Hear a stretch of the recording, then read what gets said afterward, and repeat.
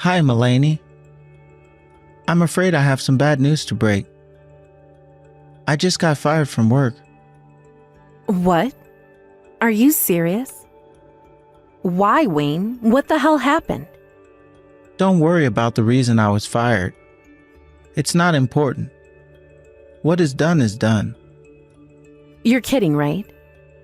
The reason is very important. Are they trying to cut down on labor costs?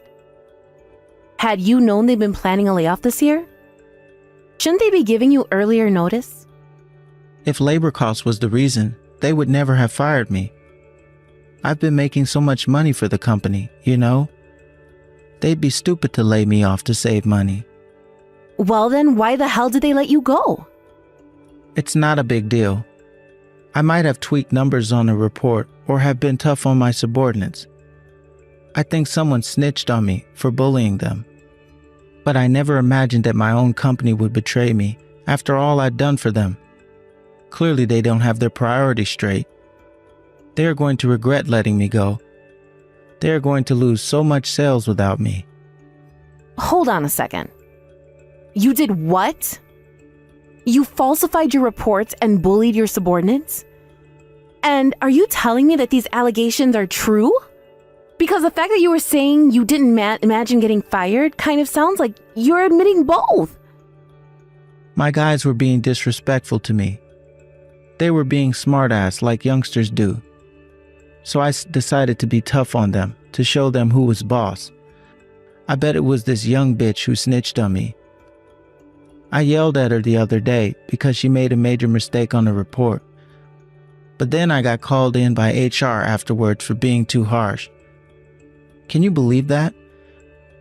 I'm not even the one who made the mistake. I bet she sleeps with upper management or something. She must have talked one of the officers into firing me. Stop it, Wayne. That is so inappropriate. You don't know that for sure. Why else would I get chewed at? I've done nothing wrong. Maybe you were too hard on her, as your HR manager says. You shouldn't have yelled at her. The issue is that she's too weak. She's lucky I punched the table and not her face. And she stopped coming to work after that too. I bet she thinks it's my fault and told HR an exaggerated story.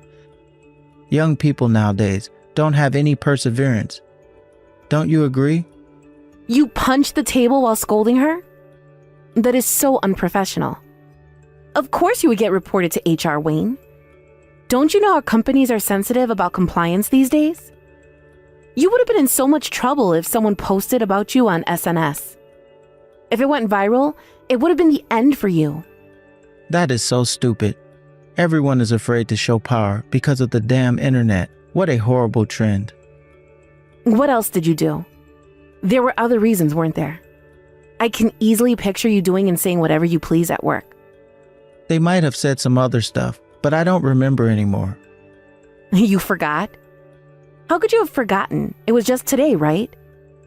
Do you even understand your situation? You need to take the reasons seriously so you won't make the same mistake again. Well, I was kind of shocked too, you know? I couldn't believe they were firing me. So I might not have been paying attention towards the end of the conversation. All right, fine. Wow, though. I mean, thankfully I work, so we'll get by for the time being. But you need to find a new job right away. Yeah, I guess so. But there's something else. I'm going to have to ask you to pay for all my debt until I find one. Debt? What debt are you talking about?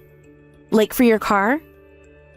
That too, but I've also been using payday and title loans. What the hell? Since when? Well, I kind of got scammed and lost all the money I had invested. It really sucks. I was so upset about it for a while. Why haven't I heard of this already? Wayne, that is such a huge deal. I was too upset to tell you sooner, so I'm telling you now. You should have told me when it happened. What do you mean you got scammed? I need to know the details. I met this guy who told me about how he made money through internet business. Oh God, Wayne. I can already tell this is shady. Well, he said that I could make millions in a year with virtual currency. I trusted him and put everything I had, but the price crashed quickly and I lost about $50,000. 50,000? Are you're kidding me, right? I wish I was, but no, I'm not. So, because I lost all my cash, I haven't been able to pay for all my expenses. That's why I've been using payday or title loans. But I've been struggling to pay it back, so I have multiple rollovers now. And now, since I've been fired from work, I'm going to have to ask you to pay it on my behalf. Excuse me? How can you be so unapologetic about this? You are asking me to pay off your debt as if you are asking me to take out the dog. What the hell, Wayne? Do you realize how bad this is? Just for now. I'll take over as soon as I find a job. I can't believe you've been so reckless, and that you never told me until now. On the same day you tell me you got fired? I'm in disbelief. Well, I don't have any choice but to ask you. I have to pay them back somehow. I mean, I could get into serious trouble if I don't, right? How the hell would I know? I heard they can chase you around and make crazy phone calls to friends and relatives, or even to work. And then if I still don't pay them back, the court could order property liens. I've seen it on TV before. If you are so scared about the consequences, you never should have used payday loans in the first place. Don't you know they have crazy interest? I thought I could pay them back in no time. And for the record, I also didn't plan on getting fired. Besides, it's not my fault that I was scammed. I'm a victim here. I was tricked into putting money into it. He made me trust him. Whatever. You need to go find yourself a new job now. I can't pay for everything with just my salary. I might last a couple of months at most. You know I don't get paid that much. All right. You just watch, Mel. I'm going to find a job that's much better than before. Then I'll be able to pay off my debts in a blink. It won't be a problem. I pray that you are right, but I am less hopeful that a bully like you could find a job that easily. What are you going to say when you get asked why you were fired? Oh, I'm so good at interviews. My interviewer is going to like me so much they won't care what I answer. They are going to wonder why I was fired, and they will evaluate my performance correctly, unlike the idiots who fired me today. You need to be realistic, Wayne. I don't think you were fired because a company didn't know how to evaluate you. You were fired because you were causing issues in the office. Don't blame it on other people. You need to look in the mirror and really think about how you need to change, or else you are going to repeat the same thing again. I don't know what you're talking about. I told you I was not the one causing issues in the office. My subordinates were. What kind of manager blames their team member for making mistakes? Their errors are your responsibility. You should be old enough to understand that. I feel really bad for the girl you yelled at. What? Why? Have you been paying attention to what I've been saying? She's the one who made a major mistake at work. All I did was tell her what she was doing was wrong. Shouldn't you feel sorry for me for having to cover her ass? It's not fair. That attitude is exactly what I am talking about. You blame things on other people and never reflect on your own actions. Did you even have any friends at work? Did anyone like you? Don't you dare talk like you know anything about my job. And you think you can be talking to me like that? I'm the one who has to pay your debts. Give me a break. Shut up, woman. Don't provoke me. Provoke you? You are making me so angry right now. I have never been so ashamed of you in my life. Excuse me? I will not allow you to talk to your husband like that. You know what? In fact, I don't want to talk to you anymore. You should be encouraging me at hard times.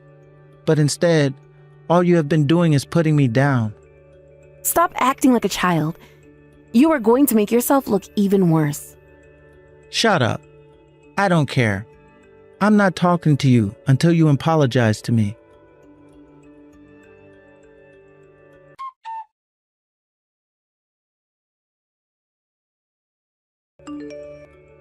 Hello?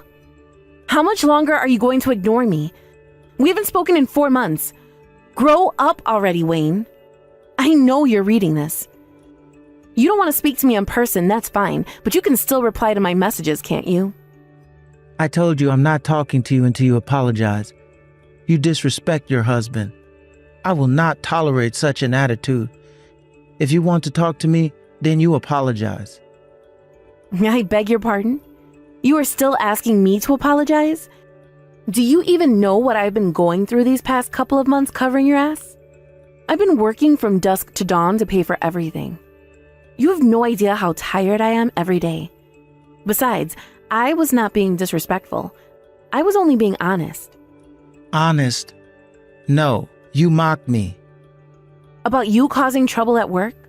That you blame other people for everything? Or are you referring to the part I asked if anyone even liked you? Well, guess what? I still stand by what I said. I was only telling the truth. There you go again. You know, it's all right. I understand you're not sorry, right? Well, I guess I have to keep on ignoring you. I have nothing to say to you until you are truly sorry for disrespecting your husband. Bye. Oh my God, Wayne, you are acting like a child. You are a grown man. Stop playing games. By the way, you of course remember that I am paying off your debt as we speak, right? What about it? What about it?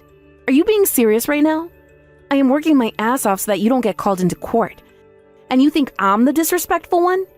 You owe me money and appreciation. I cannot believe you have the nerve to ignore me. Such a whiner. You think you are so great just because you pay my debt? You are my wife. It's part of your duty. Once married, we share what we make and what we owe. I'm sorry. Share? So far, I'm the only one paying, remember? I am not the one responsible for your debt. You are.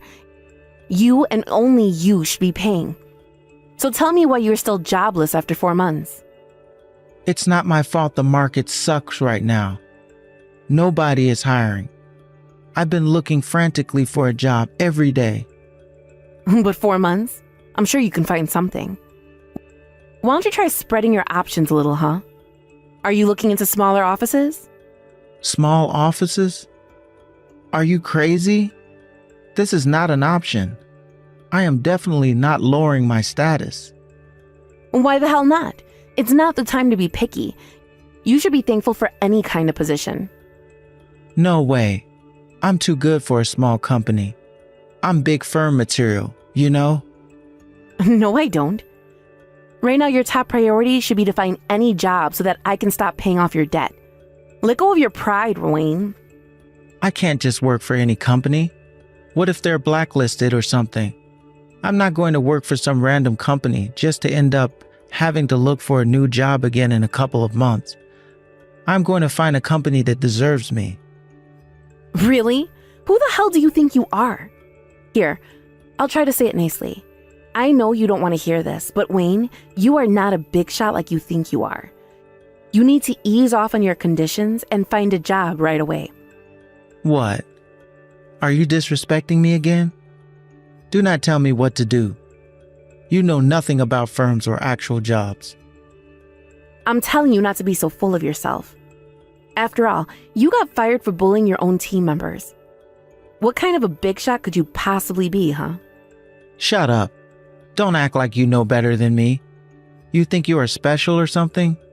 You are merely a store manager of a petty old restaurant. What's wrong with that? I love my job. Not to mention that at least I have one, and I have never caused the kind of trouble you have. So yes, I do think I know better than you regarding people management.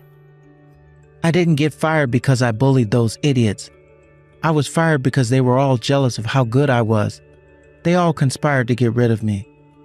Wow. I really don't understand how you can have such high self-esteem. I'm starting to wish I had that kind of confidence. I am gifted, unlike you. Perhaps you are jealous too. I mean, you only have an ordinary job at a restaurant. It's clear that I am better. Otherwise, I would never have been hired by a big firm in the first place.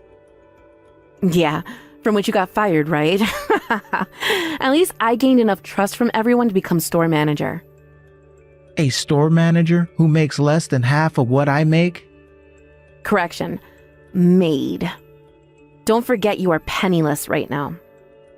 Woman, just because I don't have a job right now doesn't make you better than me. In social standards, you belong to the lowest class. I beg your pardon. I can't believe you just categorized your own wife. You married me for status, didn't you? I've always known. You're such a greedy woman. If you want to take back what you just said, now is your only chance. Take it back? What for?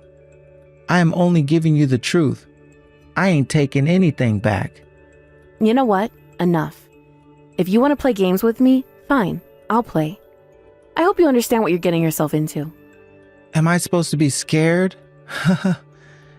You can't do anything to me. Admit it, you are not smart enough. So stop acting like you are. All right, we'll see then. I'd love to hear you say the same in several months. But don't come back crying for mercy.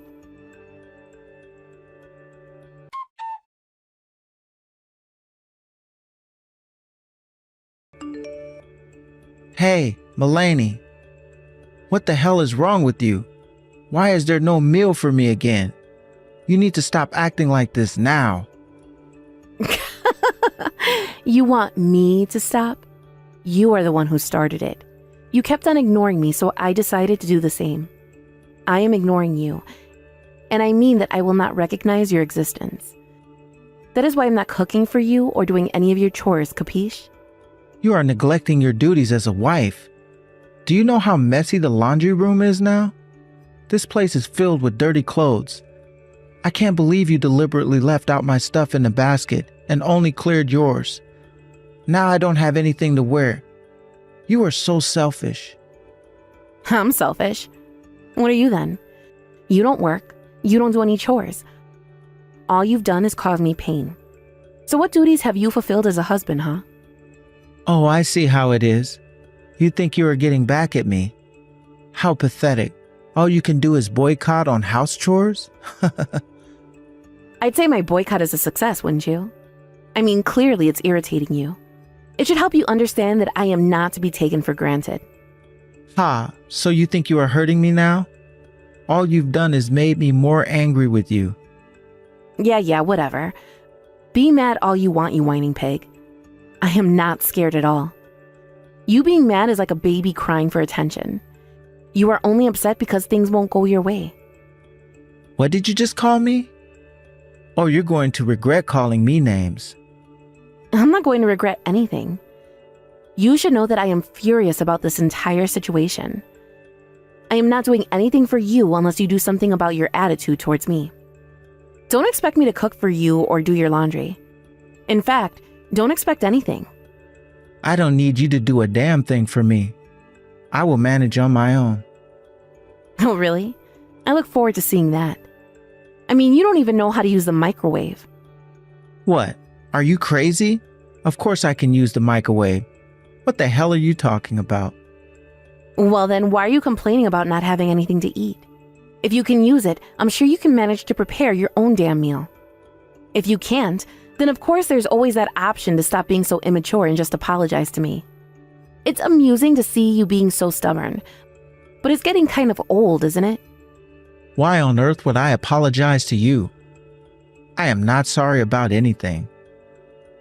You still don't understand your position, do you? You literally can't live without me right now. I support your living. Shut up.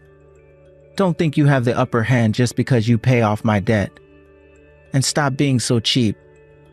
I have been supporting our lives all this time now. It's your turn to support me. It's really not just about money. It's your mentality and how you treat me. I really don't know how else to explain it for you to understand. But since you still don't get it, I guess you'll have to learn the hard way. It's too bad, Wayne. I gave you my final warning.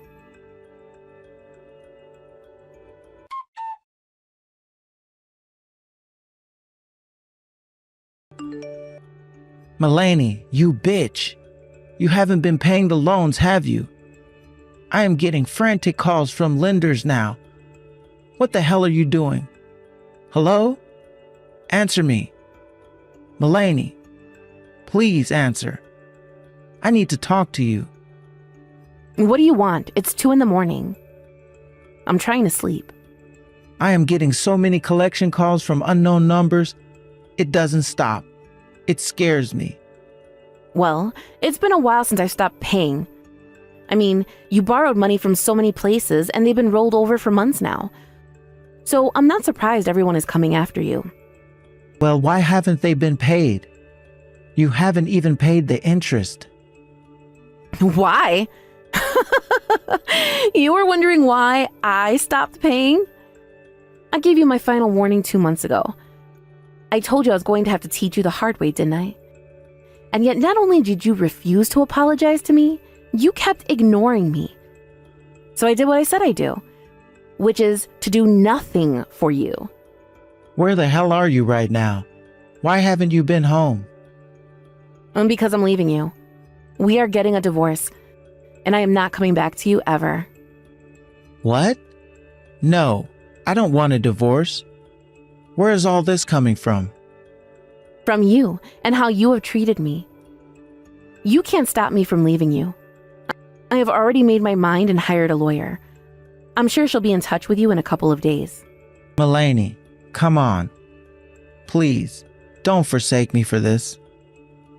No, but I am because I've had enough. In fact, I decided I had enough over 4 months ago, which is when I stopped paying your bills, actually. I was going to pay them if you changed your behavior, but you never did. So that was it for me. You're not worth any penny. Mulaney, please. Just cover me for 3 more months. Maybe just 2 more months. I could get into serious trouble if they're not paid. You dug your own hole, Wayne. I am not suffering for you anymore. Good luck with everything. You can't give up on me like that. We are married. You have some responsibility to me. Nope, you can't play that card on me. You are responsible for your own mistakes, not me. Maybe try to be a decent adult from now on. I think they're going to sue me. I'll be summoned to court and lose. It's going to remain on my record forever. Yeah, probably. I'm surprised they haven't already. You should have thought about that possibly a while ago. No, that's not good. My reputation will be ruined. You're probably on the blacklist already. You won't be able to use your credit card anymore. Or the bank for that matter. Yikes. Can you at least help me to stop these phone calls? I don't even know who's calling me. You know, there were a couple of sketchy places that let me take loans. What if I unknowingly borrowed money from gang members or something? That kind of business could be owned by that kind of people, couldn't it? What if they come and hurt me? Perhaps. I mean, not paying anything for 4 months would definitely piss off gang members, wouldn't it? Why didn't you tell me sooner that you stopped paying? You're the one who's been ignoring me. I hope it's just the bank or authorities calling you and not gang members. Either way, you can't run anymore. They'll use all their power to find you. Tell me what I need to do, Mulaney. I can't pay them back on my own. I don't have any money. Please help me. Don't ask me. You need to deal with it yourself. My final advice is that you think wisely. Try to not make your situation any worse. You are lucky your parents left you the house. Because if there's no way for you to pay, then I guess the court will order you to take your property to make up for it. If the gang doesn't get to you first, that is. You knew this was going to happen, didn't you? Of course I did. I thought you did too. Mulaney, I'm sorry. Please help me. I was wrong. Oh, so you want to apologize now? Yes, because I understand what a fool I have been. Come back to me, please. Give me another chance. And pay off your debts. Hell to the no. I am never looking after you. In fact, I hope the people coming after you really are gangs and hurt you instead of a nice and formal court order. You don't deserve civilized treatment. Mulaney, that's awful. You brought the situation upon yourself. I hope you suffer. If something happens to me, I swear I will haunt you. Hello? Stop ignoring me. My bad. I was falling asleep since this conversation is so boring for me. Can I go to bed now? Some people have to wake up early in the morning to go to work, you know. No, you can't go to bed. You can't leave me stranded like this. I am horrified about this whole situation. It's driving me insane. But that is your problem and not mine. At least talk to me, please. I don't want to be alone. Well, too bad. You are on your own. I told you I've had enough. I consider you as good as dead. So I'm going to keep on ignoring you. I should also add that I really don't care what happens to you next. So, goodbye, and good luck with your life.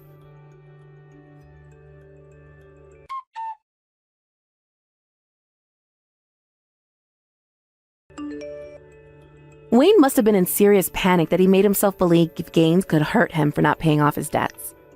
The chances are, of course, extremely unlikely, but I thought it was hilarious that he was petrified of being chased by scary people, so I let him believe that it could happen. After a couple of months since officially divorcing him, I heard from a friend that Wayne ran away from town and that he has not been seen since. By that time, he had lost all his property and money, but since he still had some payments left, he may have thought he was still being chased or something. To think that I was married to such a pathetic person makes me embarrassed, but I am glad he is out of the picture for good now. I, on the other hand, got a promotion soon after the divorce. As funny as it is, I was working my butt off to make enough money to pay off Wayne's debt, which raised my reviews at work. It turns out that my performance pushed the overall sales of the restaurant as well, and so I ended up with an increase in income. As much as I despise him, I guess he was a bit useful in the end, although I would never thank him for what he made me go through.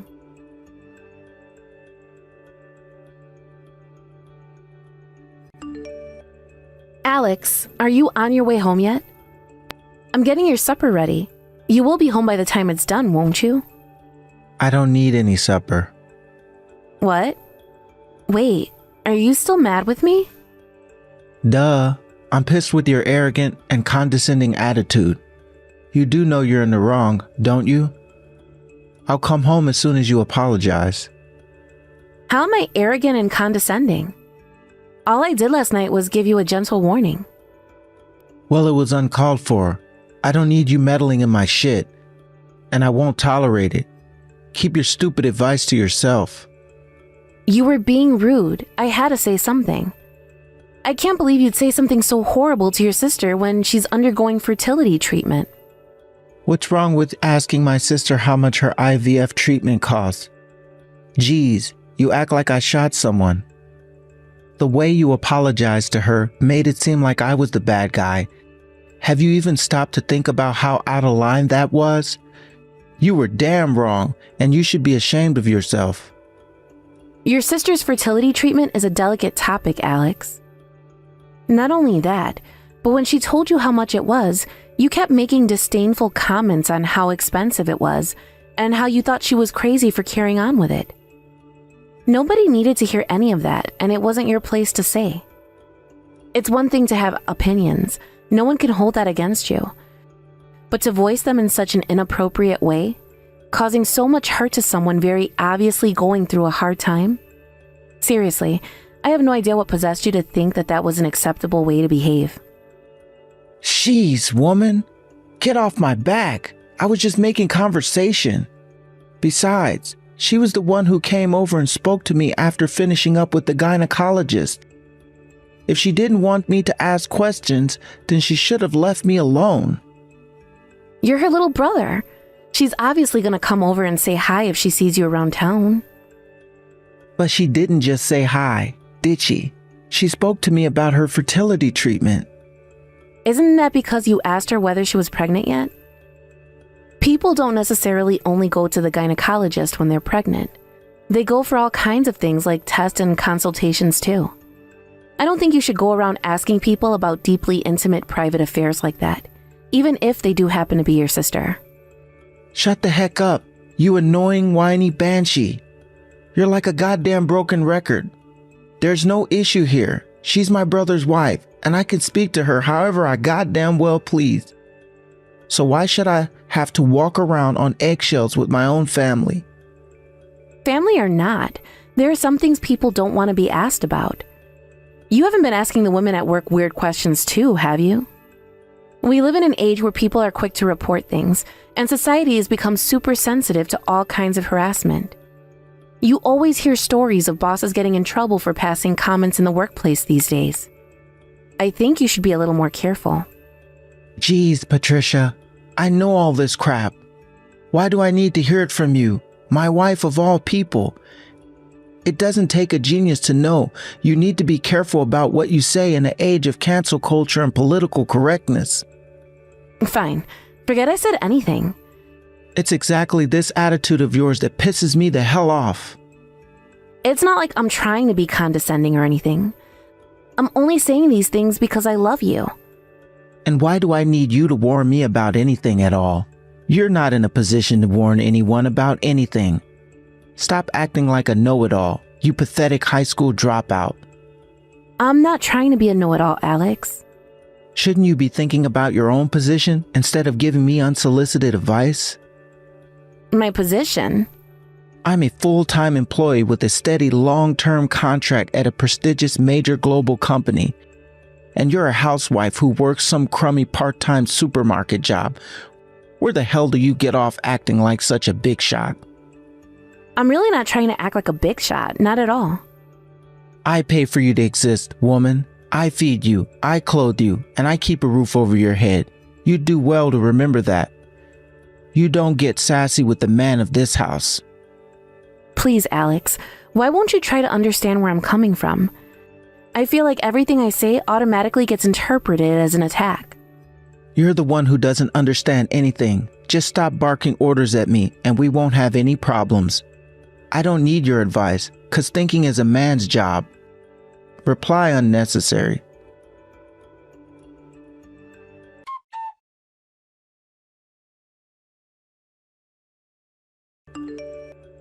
Alex, there's a parcel here for you.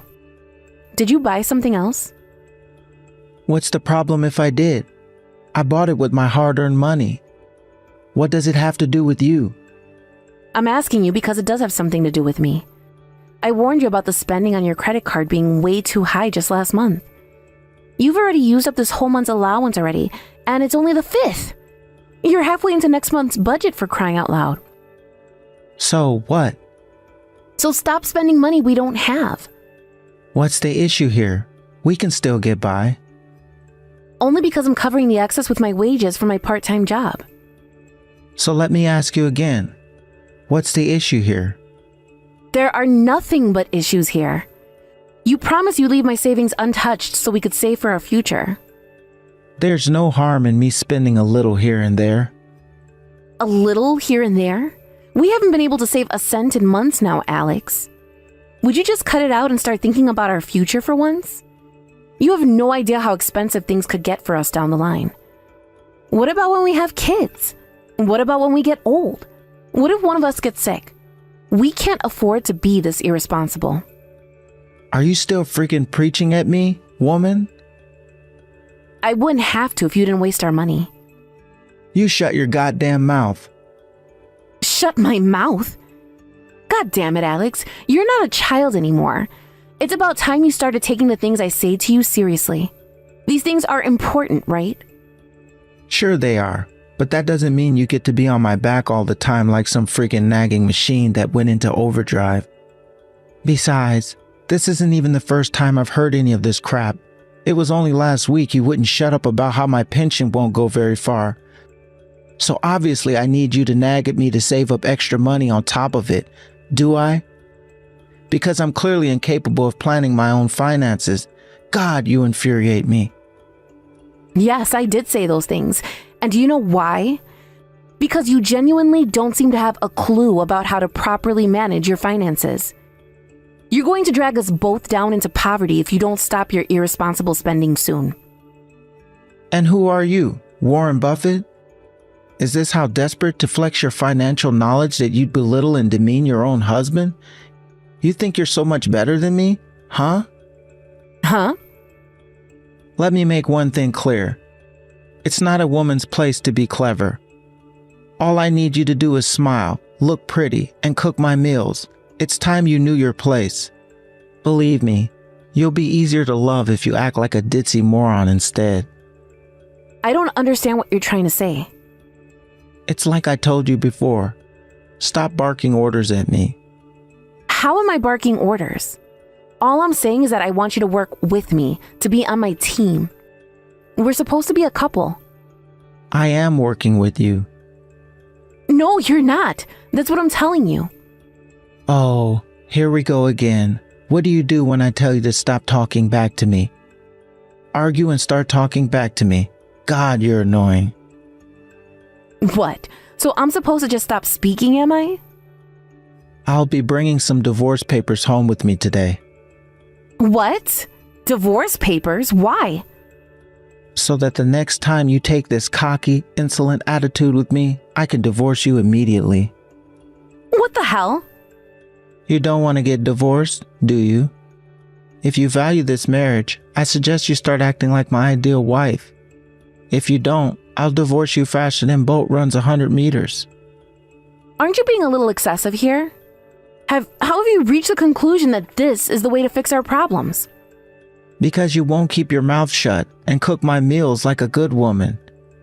If you won't do your job, I'll have to replace you with someone who will. You used to be so obedient and lovable. I knew it. It's not just women's looks that depreciate as they get older. They lose everything that once made them attractive. I'm hardly swooning at your behavior right now either, Alex. Is there any reason for you to speak to me like that? If you don't like it, how about you start working a little harder to make me like you instead of constantly answering me back? Barking orders at me over every little thing sure as hell is not a good way to keep me in your life. God, you piss me off.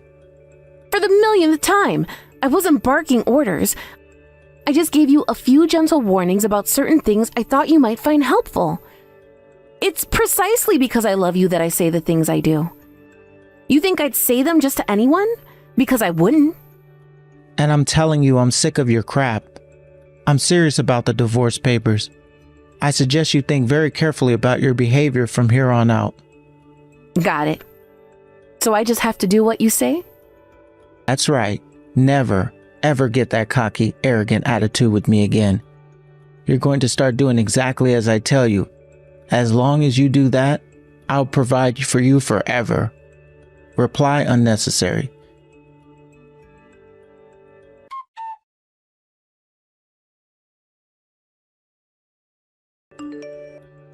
Hey, Patricia, where are you right now? Did you go out and buy groceries? Why? Why? Wait, are you serious? Why? Did you just question me? I just got back from work. You know what that means. It means I'm hungry. Hurry up and get your ass back home and cook me 3 meals, of course. Why? Cut it out. Stop asking questions you already know the answer to. Who do you think that feeds and clothes you? Who do you think keeps a roof over your head? I work full-time, moron. It's your job as my wife to make sure there's food waiting on the table for me when I get home. Sorry, I'm an idiot, so I don't understand. Huh? What? Are you making fun of what I said before? In that case, let me make your order simple. Get back home and cook my dinner now. Why? Okay, bitch. You listen to me and listen good. You're an idiot, so listen to my orders and do as I tell you. You don't need to think. Just do as you're told. Yep, I did as I was told and filed the divorce papers. I won't be coming home ever again. Huh? You filed the divorce papers? You said it yourself, right? That I ever got cocky with you again, I was to submit the divorce papers? Well, you'll be pleased to know I did as I was told. Because I have no intention of doing what you tell me. So that's why you filed them? You're joking, right? It's the truth. Take a look around the house if you don't believe me. You'll see that all of my personal belongings are gone. I have zero intention of ever coming home again. Don't screw around with me, Patricia. Why would you file divorce papers without my permission? I don't get why you're so upset. You were ready for a divorce yourself, right? Why else would you demand my signature for the papers? Why else would you sign them yourself? If that's not the behavior of someone ready for a divorce, then what is? That doesn't mean I wanted you to actually file them. Who does that? Why did you take me seriously? Wait, you mean you weren't serious about divorcing? Were you just using it as a threat to scare me into submission? No, it's not that I was threatening you. So what's the problem? You should be pleased, right? Not one bit. If I told you to jump off a cliff, would you do it? You weren't supposed to do everything I told you, you idiot. Try using your freaking head for once, for God's sakes. Huh? But didn't you say you'd rather have a stupid wife than one who thinks for herself? You should be celebrating. Besides, I was sick of the way you were speaking to me and spending our money like it grows on trees. When you walked in and slammed the divorce papers down in my face, I knew it was a blessing in disguise. A blessing in disguise. Don't talk crap. Stop treating divorce so lightly. You're the one who treated our marriage lightly, Alex. The fact you signed the divorce papers should have meant that you were fully prepared to go through with it. How can you be mad at me when you put your own signature on the dotted line? But I didn't expect you to actually go and file them so quickly. So why did you bring the divorce papers home in the first place? You ignored everything I said to you and constantly talked down to me. You forced me to sign them. Go and get some more marriage registration papers, now. Why? Don't ask questions. Do as I tell you. We're getting remarried. If you do that, I'll forgive you for this ridiculous stunt you pulled. Hey, Patricia, reply to me.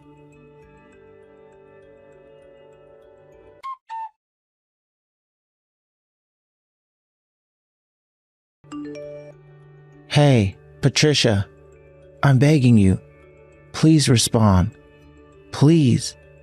Seriously, I'm begging you. Respond to me. I made it perfectly clear you were going to contact my lawyer if there was anything you needed to say to me. How many times are you going to spam my inbox before you get the message? Screw the lawyer. I want to speak to you directly. Can we speak on the phone? I'm on the move right now, so I can't. I see. I heard you quit your part-time job. Yeah, it's too far from my new house for me to make it. New house? Where do you live now? Like hell, I'm telling you. Let's meet up and talk. I don't have time for that. That's why I asked you to go through my lawyer. But I want to speak to you. Patricia. Well, I don't want to speak to you. Besides, the last time we met to discuss the distribution of asset with my lawyer, you followed me for 2 hours after we got done, when we were supposed to go our separate ways. That's why there's no way we're ever meeting again. I'll do everything in my power to avoid it. But why? Why are you so desperate to avoid me? Not long ago, we were husband and wife. But not anymore. We're nothing but strangers now. Patricia, how about me and you give things another try? I'm genuinely sorry. What's the point in apologizing now? It's too little, too late. I'm pleased though. At least if you realize you were in the wrong, you might be able to become a better person and avoid making the same mistakes again. Maybe your next marriage will work out better. But it's you I want, Patricia. No one else. I thought you said I was annoying. You were livid every time I questioned your behavior, right?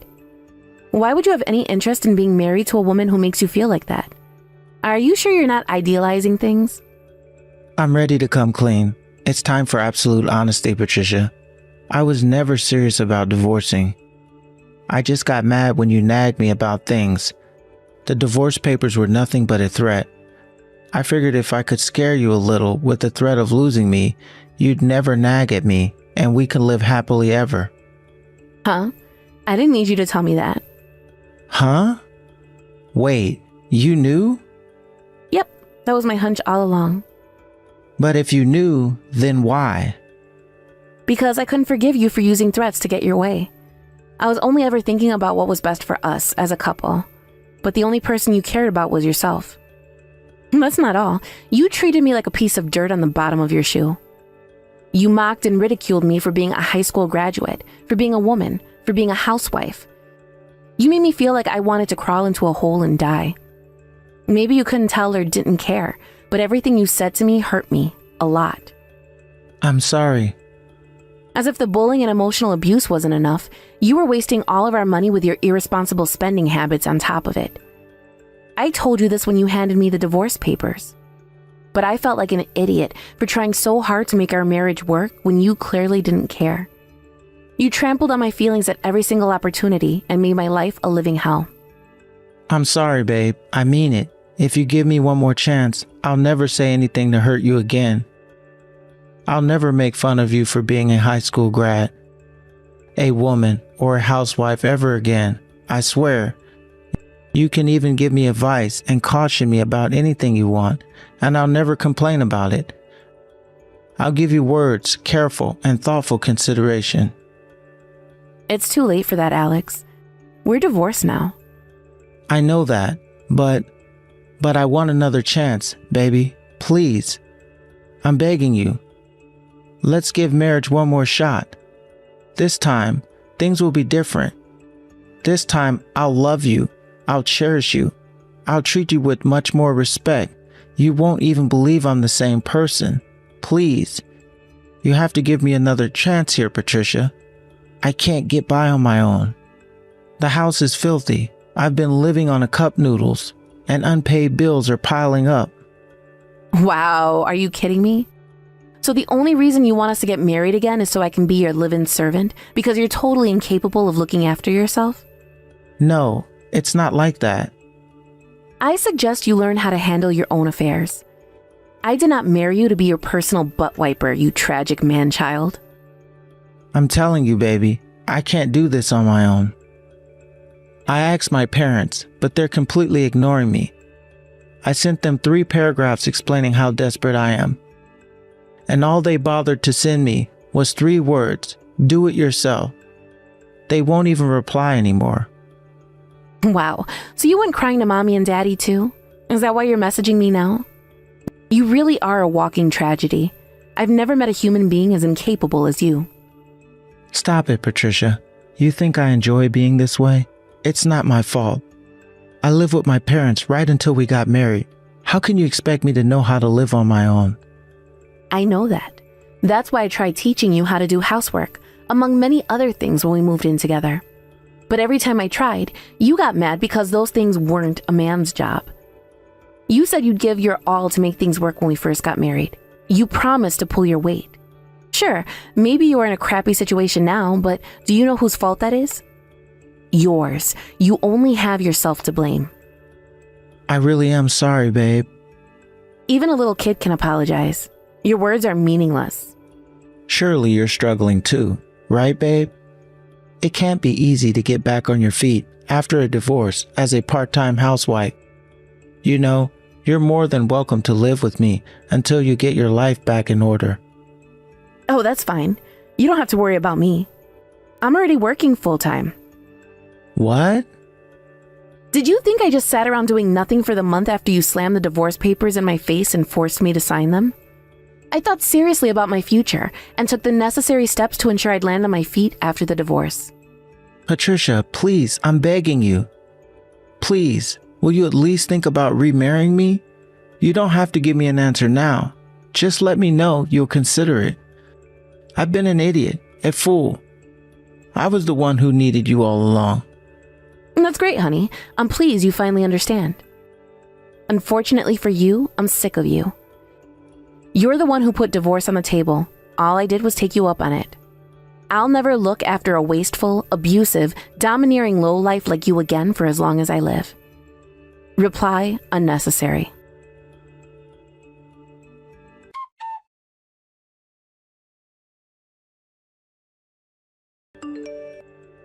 After that, I got a new phone and changed my number so my ex-husband wouldn't be able to pester me with his groveling messages. My lawyer did get a few more messages from Alex, but they were about the most pathetic things you could imagine, such as questions on how to pay the gas bill or how to sell a house.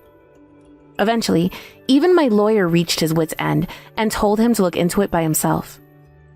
A few weeks after the divorce, Alex's big brother paid his wayward sibling a visit to check up on how he was doing. Apparently, he found him huddled up in the corner of a filthy room full of empty cup noodle cartons and beer bottles, crying hysterically in the fetal position. It looks like his fundamental lack of basic life skills is finally coming back to bite him. According to Alex's big brother, his entire family has decided to operate on a tough love policy of not offering him any support, in the hope it'll lead him to finally learning the skills needed to live and support himself. And that's not all. Apparently, Alex started behaving so horribly to his subordinates at work after the divorce that he was summoned to a disciplinary meeting, demoted, and slapped with a huge pay cut. It was hard for me to commit to the divorce at first due to all the memories of how good things were at the start of our marriage. But eventually, I realized you can't live on memories, and I did what I had to do. Now, I don't have a single regret. I found myself a new job after moving, and now I'm super fulfilled by my somewhat hectic and incredibly rewarding work life. I don't have to tolerate abuse or wasteful spending from anyone anymore. Now I can finally live on my own terms while saving up money at my own pace. My stress levels are non-existent, and I'm having a blast.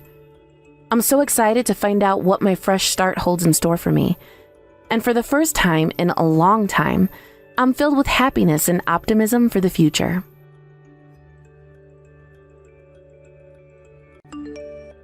Sally, are you on your way back home yet? I can come and pick you up in the car if you need a lift. No, it's fine. I'm gonna stay here a little while longer. But it's getting late. I'm worried about you. How about you wrap things up soon? I'm not a kid, William. Let me stay out and have fun with my friends. Even high school kids studying at night school stay out this late. I hardly think you have anything to worry about. Don't you think you're being a little dramatic? But you're pregnant, Sally. You've been getting awful morning sickness lately, and sometimes you feel so rough you can barely move. I don't see why you should be taking unnecessary risks. Why not just take it easy till after the baby's born? But I am taking it easy. You said last time you were out with your buddies and ended up spending the whole next day in bed. Well, I feel fine today, so that won't happen this time. I see. Besides, we're into the stable period now. I wasn't used to being pregnant back then, but now I know my limits. Stop worrying and take a chill pill, okay? You might be in the stable period, but you'll be 8 months pregnant soon. You're the one who's constantly saying that you don't feel well, right? Sure, I feel a little rough from time to time, but I haven't ballooned up like some girls do. My bump is small, and I think as pregnancies go, mine is on the more manageable side. My girlfriends who have kids say I'm breezing it compared to how it was for them. Anyway, one of my friends said she'd drive me home when we're done, so I don't need you to come get me. If you say you're fine, I won't say anything more on the matter. But I do wish you'd rest up at home. Are you sure the reason you keep feeling bad doesn't have something to do with you going out with your friends again the instant you feel better? What do you expect? My free time is going to disappear entirely the moment this kid is born. I have to make the most of what I have now. Yeah, I mean, that's kind of a given when you have kids. But it's not like you'll be doing everything on your own. I'll always be here to help you out with the housework and diapers. I promise I'll make sure you still have time for yourself. I just want to make sure you take more care in looking after your body, that's all. And like I told you, I'm absolutely fine, and I don't need you worrying about me every 5 seconds. Stop trying to control my every move by barking orders at me all the time. I'm anxious and stressed enough as it is with being pregnant. The last thing I need is you on my case like an overprotective mother. Just let me do what I want and leave me alone. Jesus, Sally, I'm just worried, that's all. Yeah? Well, it makes me cringe, and I'm sick and tired of it. It's precisely because you're this freaking annoying that we've been sleeping in separate bedrooms for months. If you carry on acting like this, I'm sure to end up with postnatal depression. Before long, I'll be faced with the biggest challenge of my life, bringing a little boy into the world. But for some reason, you think you get to boss me around and treat me like your own personal slave just because I'm pregnant? I'm sorry. I assure you, I am taking it easy, so just relax, okay? Don't you trust me? It's not that I don't trust you. I do. It's just that being pregnant is a big thing. You never know what might happen, and we have the baby to think about now. Well, I'm the one who's pregnant, not you, and I'm telling you for the millionth time that I'm absolutely fine. Fine, I get it. But I hope you really are taking it easy. Please don't overdo it, babe. If anything happens, you can message me whenever you need to. Day or night, rain or shine, I'll drop whatever I'm doing and be out there in a heartbeat. Yep, got it. All right, I'll be home in a few hours. Can you clean the bath for me before I get back? Sure thing. Be careful on the way home.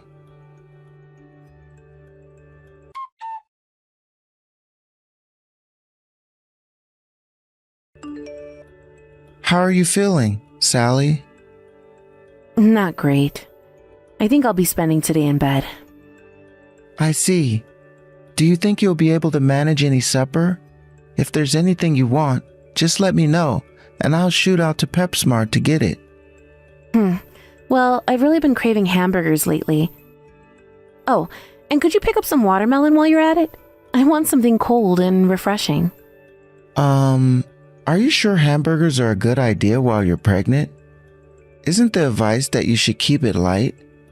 I'm not sure all that fat grease is a good idea, especially if you're not feeling so great. Geez, William, there's no harm in eating something a little naughty every now and then. Do you want me to go insane? How about you let me enjoy something for once? There's only so much grilled chicken and broccoli a girl can take. All right, fine. Hamburgers and a watermelon it is. I'll head out now. Yeah, you do that. You seem to be ill an awful lot lately. Did they say anything at your last checkup? Nope, apparently everything came back fine. I see. Oh yeah, you'll be heading back to your mom and dad's place next week, right? Will you be able to fly? What choice do I have? I can't go home if I don't get on the plane, doofus. Oh wait, is this where you start going off at me again about why I need to have the baby here and not at my parents' place? This has already been decided, William. How many times do we have to go over it? I'm having the baby at my mom and dad's house, and that's final. Geez, Sally, I know. I'm not trying to suggest otherwise. I was just worried about whether you'd be okay to fly with how under the weather you've constantly seemed to be lately. Of course, I'd love to see my boy as soon as he's born, though. I'll send a picture. And videos, too. Yes, fine. How many times do we have to have the same goddamn discussion? Whoa. Would you calm down? There really isn't any need to get defensive. I'm not attacking you, you know? Oh yeah, that reminds me. Did you go out yesterday? Dave, my coworker, said he saw someone who looked like you. No, I felt like crap yesterday too, so I was in bed all day. Like hell, I'd be crazy enough to leave the house feeling like that. Right. All right. Just a lookalike then. Obviously, moron. I feel so bad I can't even do the housework. Do you seriously think I'm in any fit state to go out? Oh, and can you get the laundry done when you get home? It's piling up like crazy. Laundry? Got it. I'm sorry for leaving you to do all the housework like this. You're pregnant. It's hardly your fault you feel like crap. I really don't mind. The only thing that matters to me is that you take good care of yourself and that baby boy in your belly. Thank you, William. I'm so lucky to have such a kind husband. I'm grateful for you.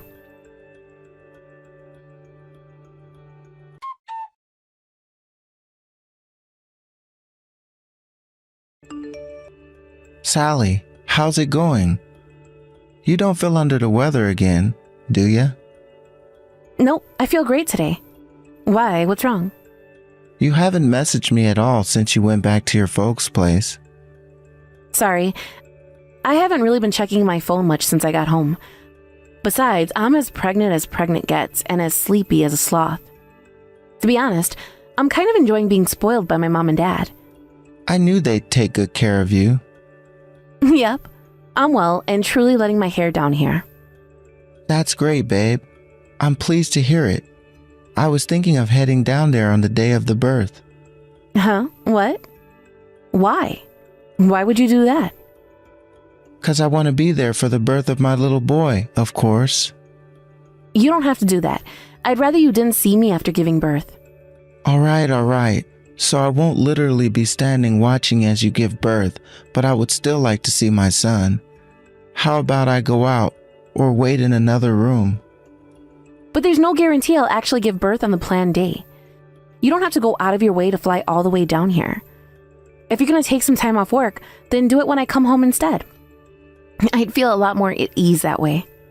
But in any case, I'll be heading down after the birth anyway. So why not make it early? Because I want to focus on the birth now and don't need you interfering with that. Even if you did come early, I wouldn't be able to spend any time with you. You don't have to. No, you're not coming. You just inconvenience us. Inconvenience? I'm your husband and the father of our son, Sally. Why do you speak to me like that? Oh my God, William, why are you like this? Speaking to you is so tiring and stressful. Are you trying to make me miscarry? Quit pestering me. I don't want to hear from you again until after the birth. Leave me alone to have my pregnancy in peace. My hormones are all over the place and I'm very temperamental. I'm crazy irritable and I flip out at the most trivial things. Why would you even want anything to do with me when I'm like this? Fine. Message received loud and clear. All right. I'll head down after the birth. Sorry for being so selfish. I promise, I'll message you after our son's been born.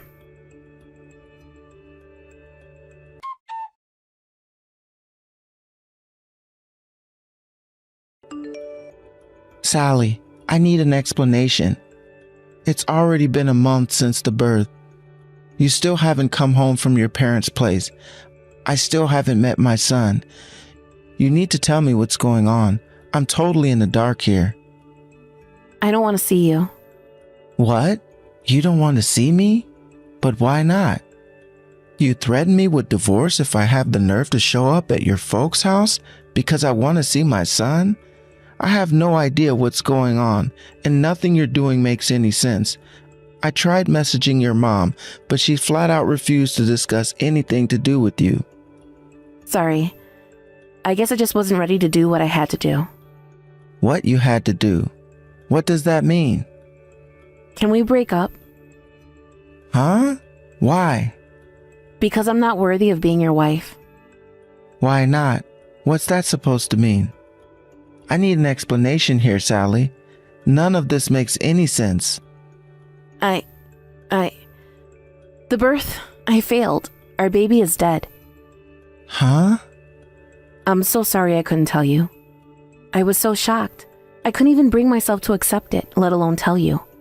I did nothing but cry all day, every day. I'm not fit to be with you anymore, and I don't deserve to be your wife. I see. That sucks. Oh well, you tried. That must have been a real pain in the butt, huh?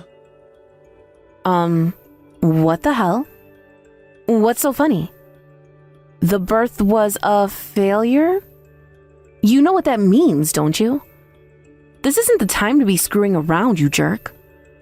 But there was never a baby, was there? Huh? You were never pregnant. It was all a lie from the beginning, right? Is this how desperate you were to go out with your friend? What are you talking about? I know everything, so you can cut the crap already.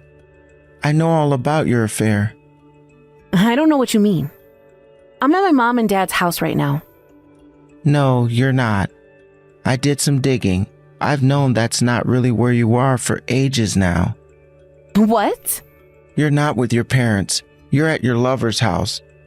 I've known since before you left. Remember back when I said my coworker Dave said he saw you out that time? Well, it played on my mind ever since. I tried to forget about it, but he was so adamant about it that it was you, and I just couldn't put my mind to rest. So I decided to hire a private investigator to find out the truth.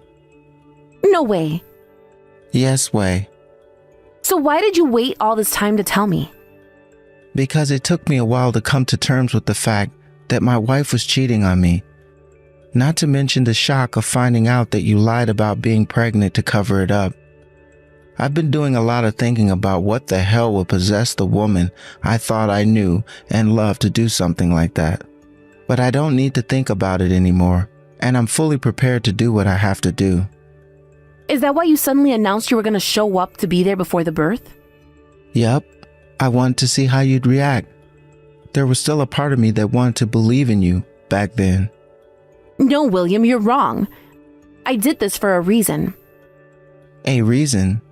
You mean you wanted to get piped by your lover boy behind my back? You knew that if you said you were pregnant, you could get out of doing the housework and you'd be free to meet him whenever you wanted. You had this all planned out with your lover, didn't you? Your end game was to divorce me and take half of my assets, right? What? I wanted to know why you were so emotionally unavailable and weirdly evasive all the time. Even after I found out about the affair, I wanted to know more, because I figured if it was just an affair you wanted, there would have been less complicated, less insane, less morally corrupt ways of going about it. I had the private investigator look into you both even further. And before long, I found myself in possession of chat logs of the most absurdly sinister conversations I've ever seen. It was at that moment that I knew what I had to do. I'm so sorry. To tell you the truth, I wanted to break up with you way earlier. But Max, my boyfriend, suggested things would go a lot more smoothly if I pretended to be pregnant instead. So naturally, you decided to blindly accept whatever he told you, and participated in one of the sickest and most morally abhorrent asset grabs in the history of human race. Tell me, Sally, how did all that make you feel? It was awful. Right. I can't believe you actually went as far as finding pictures of other women's ultrasounds online to trick me. You rearranged the furniture in your boyfriend's bedroom to make it look like the room you'd be giving birth in at your parents' house too, huh? Was it worth it? Oh, I almost forgot to mention. Did you go on vacation with Lover Boy with the money that I gave you to keep you going while we were apart for the birth? Did you at least have a good time? I'm so sorry. I've been such a fool. I should have never lied. I should have just been open with you from the beginning. You told your parents you had to escape because I was physically abusing you, didn't you? They offered me a groveling apology when I sent them the proof of your affair. What? My parents know. Yeah, of course they do, 'cause I told them. But they haven't said anything to me. That's because I asked them not to mention it until I let them know I was done talking to you. Oh my God. I guess after faking a pregnancy, I shouldn't be surprised that you wouldn't hesitate to involve your innocent parents in your sick, twisted web of lies. But you must be a special kind of moron to think your boyfriend genius suggestion was ever going to lend anything other than you getting found out. But William, I've never liked anyone as much as I like him. I lose my head when he's involved. We may have met through an app, but I can tell he's serious about me. He said we could get married if I divorced you. He's only after your money. No way, he's not like that. He's not. You're not the only woman he's seeing. I'm pretty sure the only reason he suggested you to fake the pregnancy was to drag this thing out and leech as much money off me as humanly possible. Don't make comments on things you don't understand. You don't know my Max. The only one who doesn't understand is you. Think about it. If it had been down to you, you would have broken up with me right away, right? Who was it that opposed you and insisted we stay together? He was only thinking of my best interest. He didn't want me to end up in a bad situation, that's all. If that was true, would your life be in the huge mess it is now? Tell me, Sally, has he ever asked you for money? Well, yes, but it was only to help him out. I lent him a little because he said he was in trouble. So you don't know about the debt? The debt? He has a long track record of taking out loans from several loan sharks of varying trustworthiness. He never told me about that. I know you're just telling lies to try to make me break up with him because you're jealous. It's not gonna work. What reason would I have to lie about anything? I'm agreeing to the divorce just like you wanted me to. I couldn't care less whether you guys break up or stay together. That said, you will both be paying me every cent of the compensation you're gonna owe me. Actually, Max didn't come home yesterday. He normally replies to my messages instantly, but his phone switched off now. William, do you know anything about this? He might be at the police station. What? There are currently 7 women filing charges against him for fraud. And I, being a good, honest citizen, may or may not have informed the local authorities as to his whereabouts. Wait, what the hell? Oh my God, has this all just been one big lie all along? So he really was seeing other women? He really was just after me for my money? That's what I said, isn't it? Even the house you guys have been living at doesn't belong to him. It's one of his other victims' names on the deed. I'm so sorry. I'll come home immediately. Where to? Our house. We don't have a house anymore. What? I told you, didn't I? That I was ready to do what I had to do. I moved ages ago. And I never want to see your face again. And having you burst into tears and beg for my forgiveness would just be annoying. What about my things? I sent them to your parents' place. Your mom and dad were fine with it. You can message them and arrange to collect it yourself. William, I really am sorry. I can't believe what an idiot I've been. It's too late to realize that now. Please, I'll do anything. Please, won't you just help me out? Even if it's just for a little while I get back on my feet? I can't message my mom and dad now. Not after they found out what I did.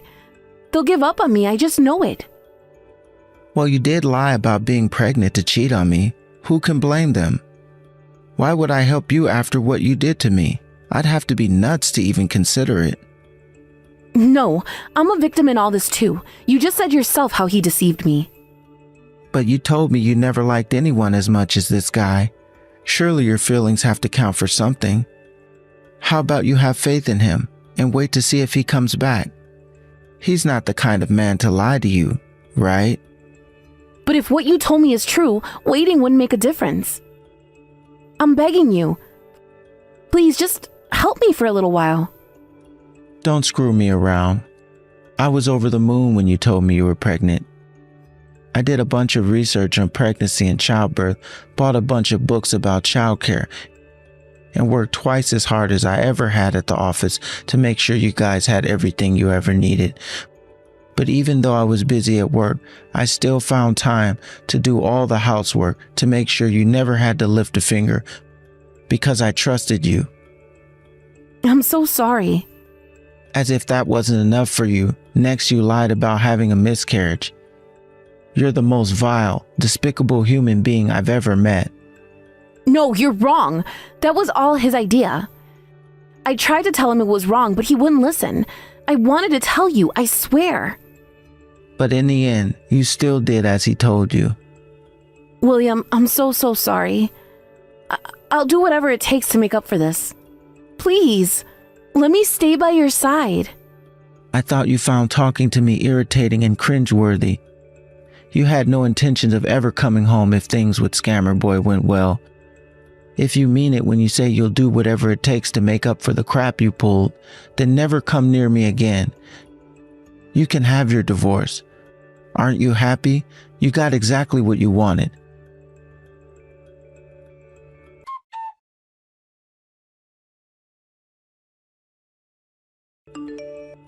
I soon realized during the discussion for the divorce proceedings that banging my head against a brick wall would have more productive than talking to my wife. So I decided to call her parents and have them be present for talks. Sally was like a different person when her parents arrived, suddenly seemingly barely even able to speak. And within 5 minutes of their arrival, she signed the divorce papers. She even agreed to pay the compensation. She ended up paying the half of my assets she got during the divorce back in compensation. So when all was said and done, she didn't have a single cent to show for any of her efforts. Then, to add insult to injury for my wayward ex-wife, her parents disowned her, just like she feared they would. In the end, she was left isolated and alone, without a soul in the world to rely on. Having no other options, she did wait for a while in the hopes that her lover would come back to her. But she soon realized that too was futile when she got word he'd been sentenced to 5 years in jail. A month later, Sally got evicted from his house due to him no longer paying the rent on it. It was probably at that moment that the harsh, brutal reality of her situation set in. What goes around comes around, folks. As for me, after moving the house and finally getting done with the divorce and putting my ex-wife behind me once and for all, I finally regained my happiness and peace of mind. I still find myself getting a little riled up when I think about what she did, and even now, but it sure beats the hell that I was living through. I want to forget my ex-wife as soon as I possibly can, for the good of my own health.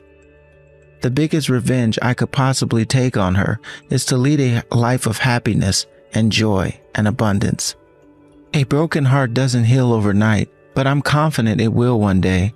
And in the meantime, I intend to take the bull by the horns and lead life with hope and optimism for the future. Hey, Randy. Sorry didn't notice your messages. So you have a favor to ask me? What is it? Sorry to have to ask you this, sweet cheeks, but I really need some money. What?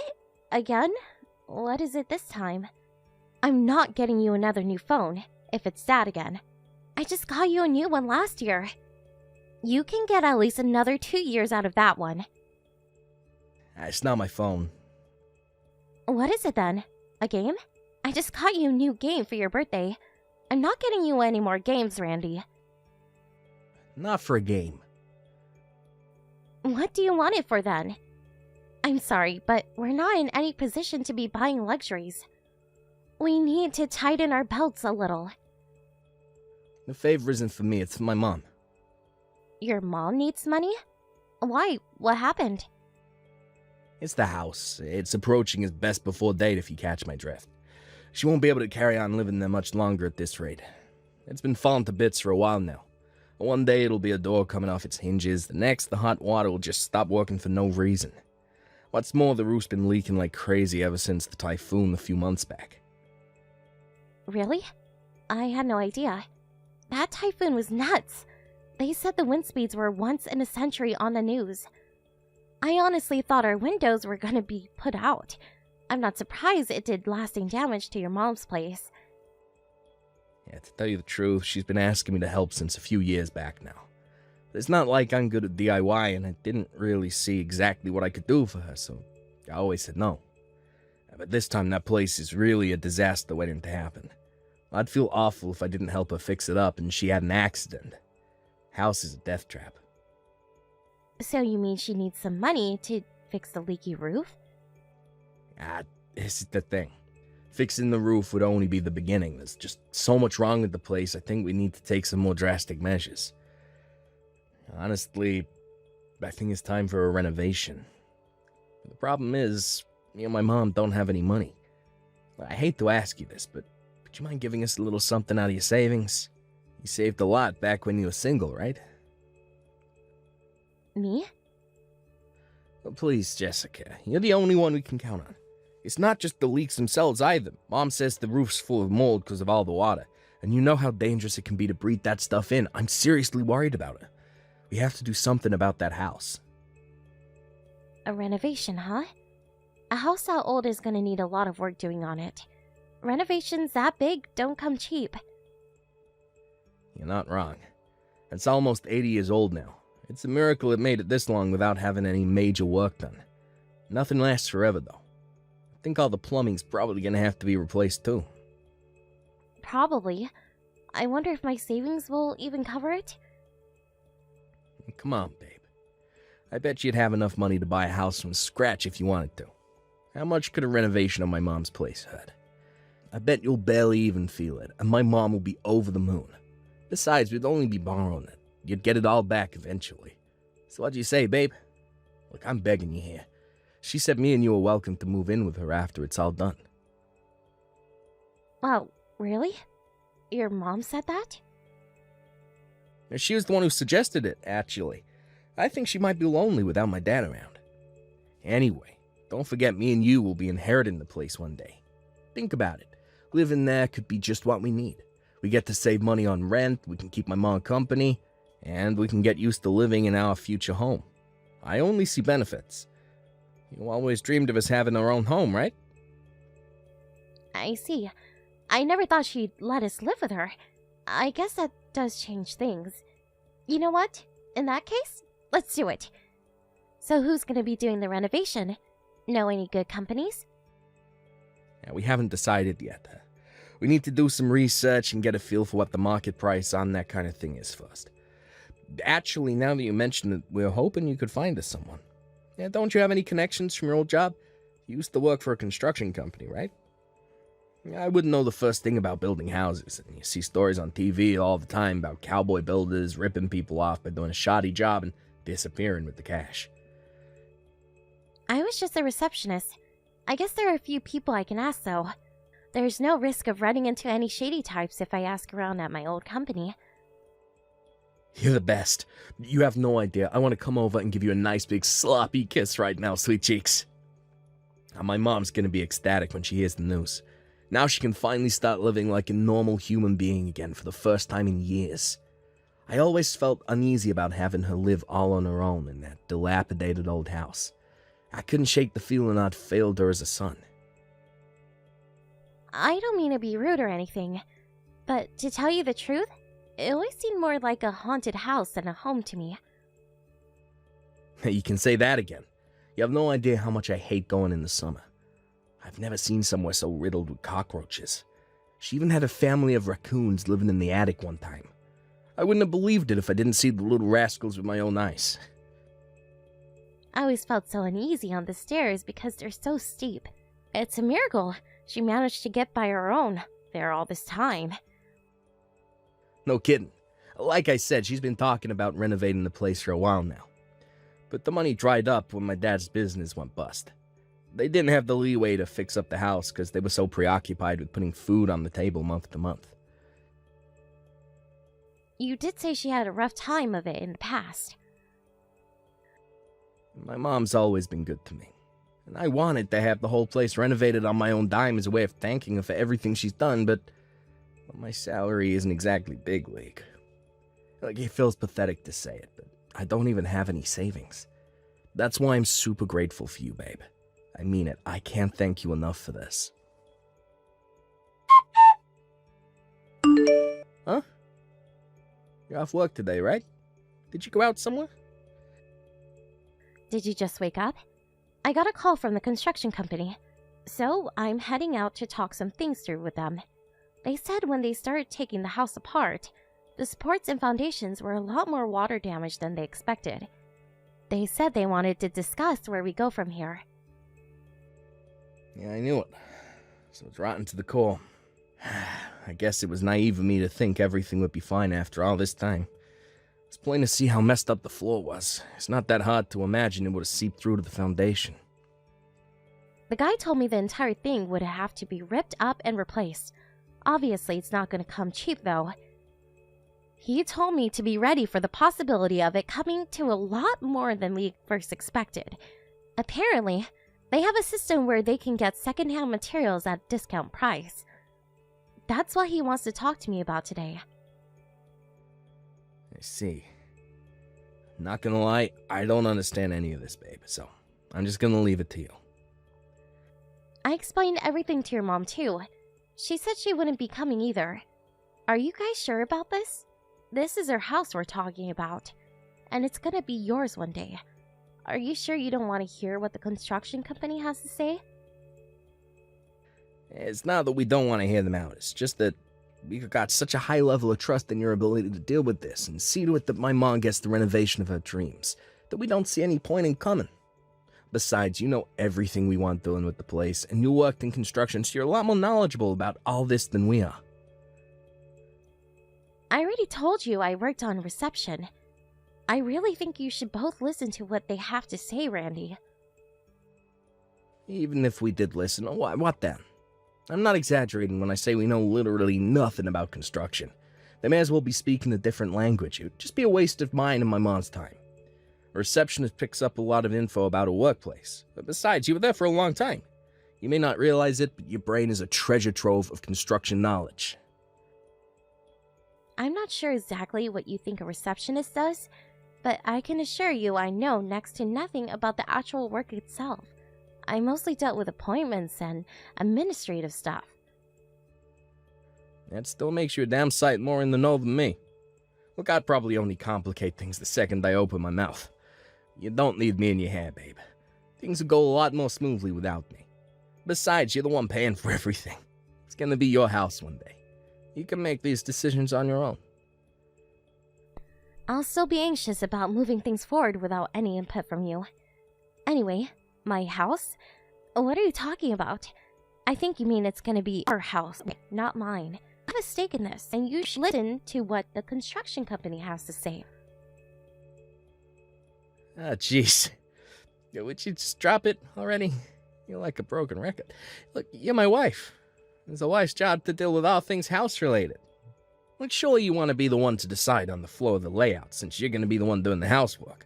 I don't know jack about that. Sure, I'd like to have a say in that. But still, deciding everything...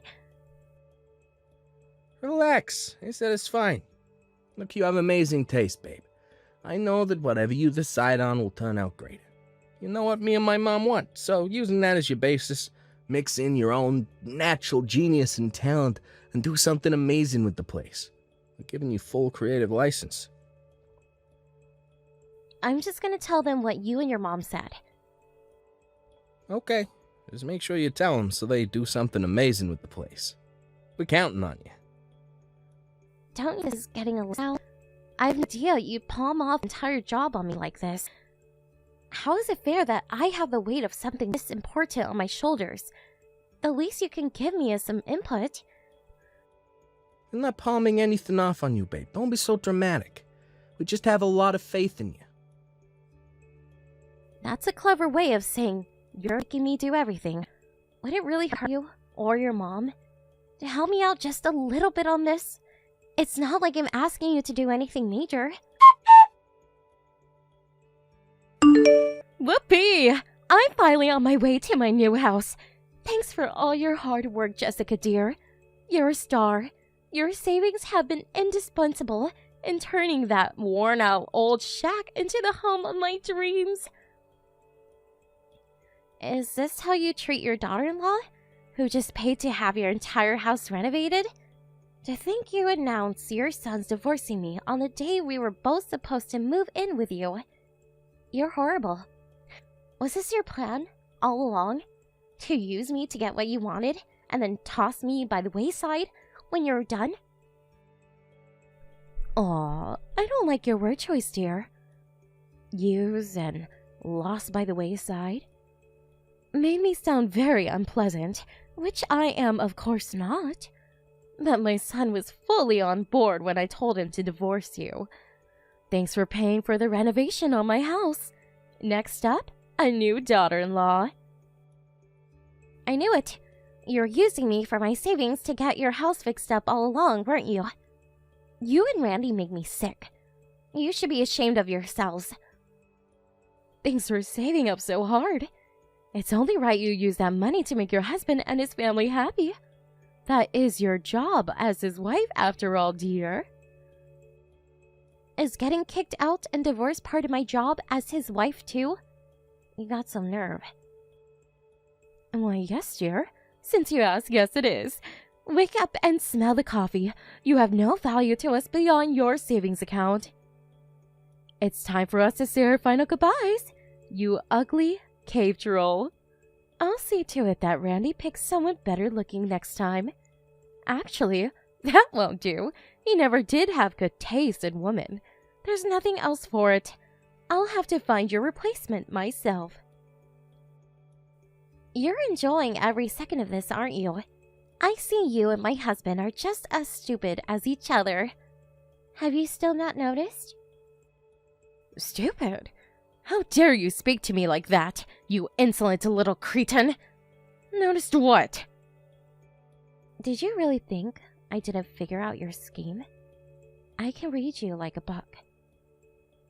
I figured out. You're only using me for my savings a long time ago. You did? Well, good for you, darling. Congratulations. So what? This changes nothing. The divorce is already set in stone, and no amount of kicking or screaming will change that. Stop being a sore loser and accept your fate. Please, I could care less about the divorce. In fact, there's nothing I want more. I have no intention of clinging to a lowlife like him. I will promise you one thing, though. You're not going to be laughing for long. I suggest you prepare yourself for what's coming, Jill. What does that mean? Are you threatening me? I couldn't help but feel like there was something fishy going on when you left the entire renovation on your house to me. It played on my mind. So I decided to take a look at Randy's phone while he wasn't looking. And what do you know? I realized exactly what was going on the moment I saw yours and his message history. You were snooping on my son? You vile creep! You're messed up in the head, you paranoid freak! You probably should have been so brazenly arrogant about what you were doing to me in those messages. Now I have no choice but to take a few retaliatory measures of my own. Retaliatory measures? What does that even mean? What do I care? There's nothing you could possibly do to us now. The renovation is already finished. You have no power over us. You're right. The renovation is finished. Your new house is ready and waiting for you. I really think you should go take a look. What's that supposed to mean? No time to waste. Go on, Jill. Hurry up and go home. I can't wait to see your reactions.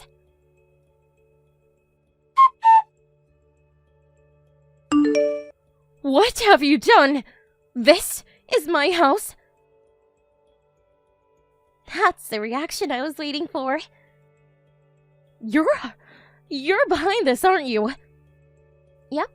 You and Randy are gonna be living there starting today. Welcome to your new home. I wish you a life of happiness and comfort. What the hell is wrong with you? I can't live in a house like this. The renovation's not even finished. It most definitely is. You're looking at the finished product. How can it be finished when the construction's only halfway done?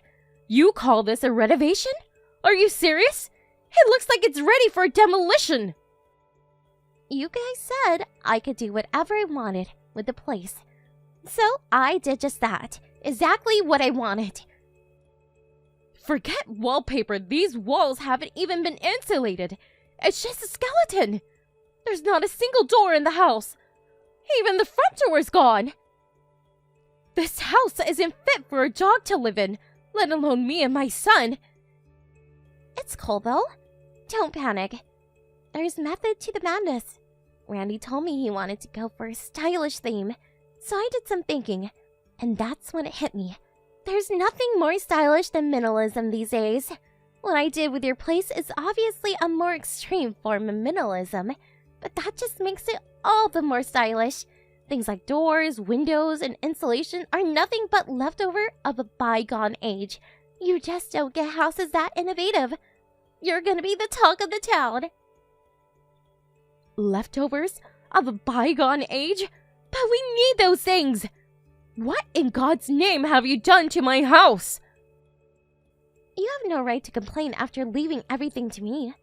You had plenty of opportunities to have a say in the design. Not just you, but Randy too. It was nothing but, we're counting on you, Jessica, from start to finish. I tried and begged and pleaded to get you to take some kind of active role, even if only a small role. But it was like I was talking to a brick wall. If you don't like how it turned out, then you should have overseen the renovation your damn selves. You could have at least showed up once in a while to check up how things were going. The fact you only just noticed despite the fact the builders have been working on it for months makes this completely and utterly 100% your fault. No, I simply cannot go along with this. Call the builders. Tell them to come back. Get them to finish what they started. They have a legal responsibility to do what you hired them to do. You're right. They do. But they already fulfilled it. Because that is what I hired them to do. Besides, you seem to be forgetting the small issue of money. Who exactly do you think is going to be paying for this second renovation? You said it yourself. I have no value to you guys anymore. And Randy just divorced me. So, yeah, we're done. You won't be getting another cent out of me. If you want another renovation, do it yourselves. Why do you think we had you pay for it in the first place? We don't have any money. You know that, don't you? You will not get away with this. Nope, that's my line. We're still not done here. Because you'll be paying me back every last cent I shelled out for the renovation. I already hired a lawyer. Some letters should be arriving in the post any day now. Have you ever been to civil court before, Jill? I suggest you make the necessary preparations. Oh, and it's not just the renovation money you'll be paying me. You'll also be paying compensation for the emotional distress you caused me. Do not screw us around, Jessica. You have my mom's house stripped down to its goddamn frame. She's crying her eyes out here because of you. How do you sleep at night, you psycho? Oh, hi, Randy. You're there too. What do you think of your new house? I hope you and your mom live happily ever after there. I said don't screw me around, woman. This ain't a joke. This is our lives we're talking about here. Call the builders now.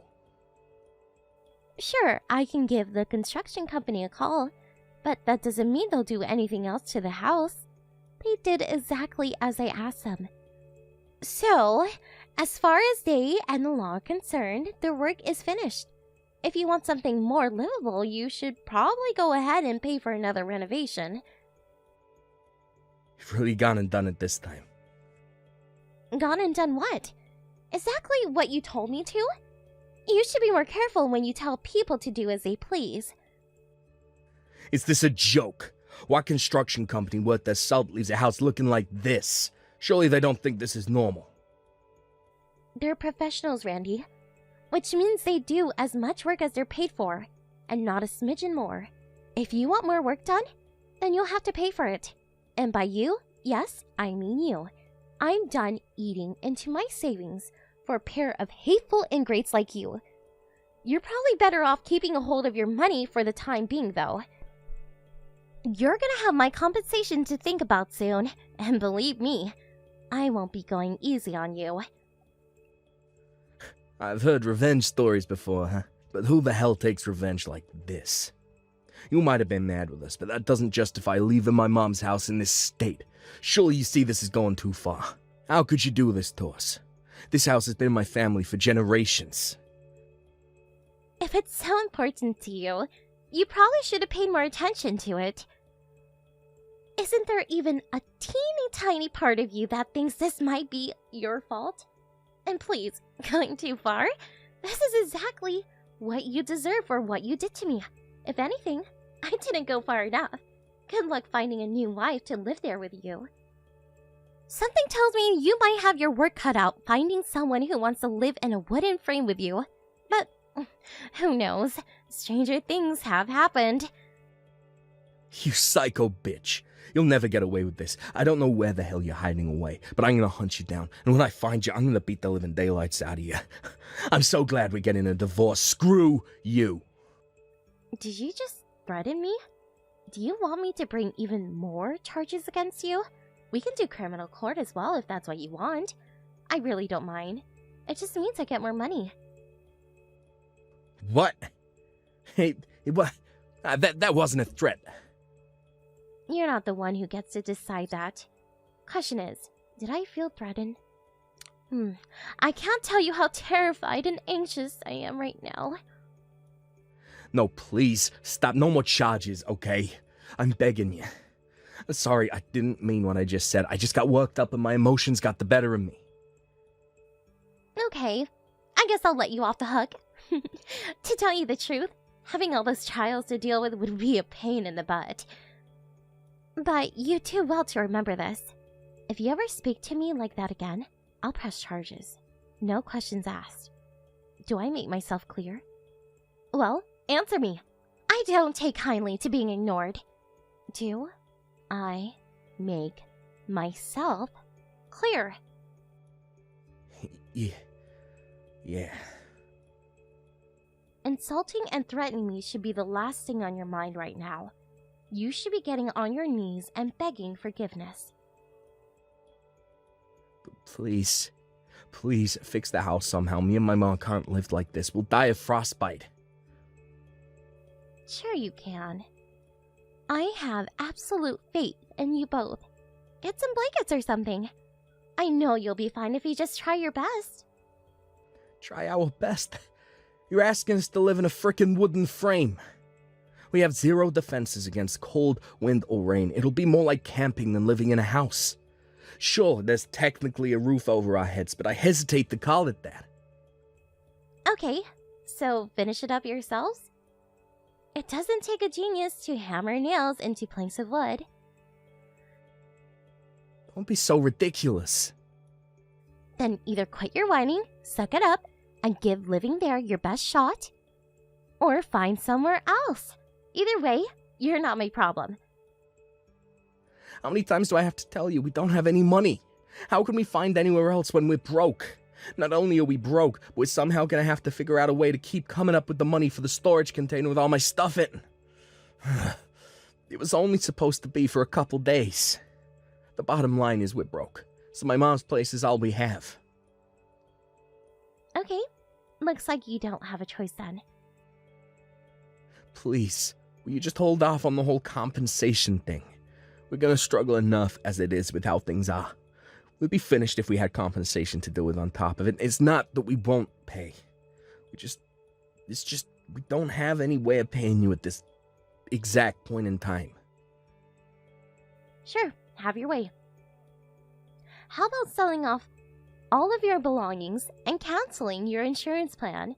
Or why not try thinking outside of the box? How about quitting your job and retiring early so you can give me your entire retirement fund? Can you even do that? Ugh, I don't know, and I don't care. Anyway, the point is, you have more than enough ways of coming up with my money if you just use your head. You're evil. How am I supposed to get by if I quit my job? Not my problem. I don't care what happens to you as long as I get my money. You can both burn in hell for all I care. Oh my god. Jessica, please tell me you don't really mean that. Yes, 100%. And whose fault is it? Yours. You and your mom took me for a moron by manipulating me into fixing her house. And then you tossed me aside the moment you were done with me. That house is perfect for you now. I couldn't think of a more suitable place for a pair of scumbags like you to live. Looks like you weren't able to get your dream home or new wife after all, huh, Randy? I wish you and your darling mother the best of luck. You're gonna need living in that pile of junk. With that, the husband and mother-in-law from hell had nowhere else to go. They crept into the local garbage dump and stole some corrugated metal sheets to act as walls for their new house, desperate to make it livable somehow. It must have worked, because last I heard, they still live there. Apparently they even have a tent now. However, it wasn't all plain sailing. They were reported to the local authority by a concerned neighbor, and subsequently told to fix it up because it was dangerous. While all that was going on, I took the two of them to civil court, intent on getting my money back. I put in claims for the renovation money and compensation. They were forced to sell all of their belongings to come up with the money. Randy also quit his job to access his retirement fund, because he mistakenly thought you weren't allowed to make withdrawals from it while still working. But it turns out you are. I only said that because I didn't know. He quit his job unnecessarily because he's too much of a moron to look into anything for himself. So now not only is his retirement fund gone, but he is also unemployed. Anyway, I got my money in the end, and that's all that matters. As for the terrible two, they didn't end up losing the house, but they also couldn't afford any more renovations on it. Which means, even to this day, the home passed down their family through the generations is nothing but a sorry-looking wooden frame. Having won back all of my money, and then some, I moved back in with my parents, where I'm currently living happily while saving up again. I have no idea what exactly I'm going to spend all this money on yet. But one thing's for sure, I'm spending it on myself this time. Thank you for watching. Don't forget to hit the like button and subscribe to the channel. Hi, Steve. Sorry for calling during work. Are you free right now? Yeah, what is it? Strange getting texts from you while at work. Me and Amanda haven't been feeling well since this morning, remember? We just went to the doctor. Oh, you did say something like that this morning, didn't you? So, what did the doctors say? We caught the flu. What, really? Apparently Amanda got it from someone in kindergarten. They did say something about the flu going around. I'm sorry. It seems that I wasn't careful enough. From kindergarten, huh? And you, how are you feeling? You have a fever or something? Yep, just below 100 degrees. My body aches and my head hurts. But it doesn't really feel like I caught the flu. It's much worse for Amanda, though. What's her temperature? A bit over 100. She just keeps sleeping, and whenever she wakes up, her face is red. It looks like the symptoms are much harder for her. Okay, I got it. That's good and all, but what are you telling me I should do? I can't just take a break, you know? Can't you just do something about it? I know it caused you trouble, but can't you at least have a bit more sympathy? Who cares? Decide what to do about this is more important. I've got to take a break for at least 1 week if I get the flu as well. That just can't happen. I'll wear a mask at home, but it seems that it's hard for Amanda to wear one. You'll just have to bear it, I guess. We'll separate the rooms. You'll take care of Amanda, right?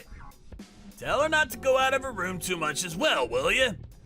Then it won't matter whether she's wearing a mask or not. But I got the flu as well, remember? But you can still move around, right?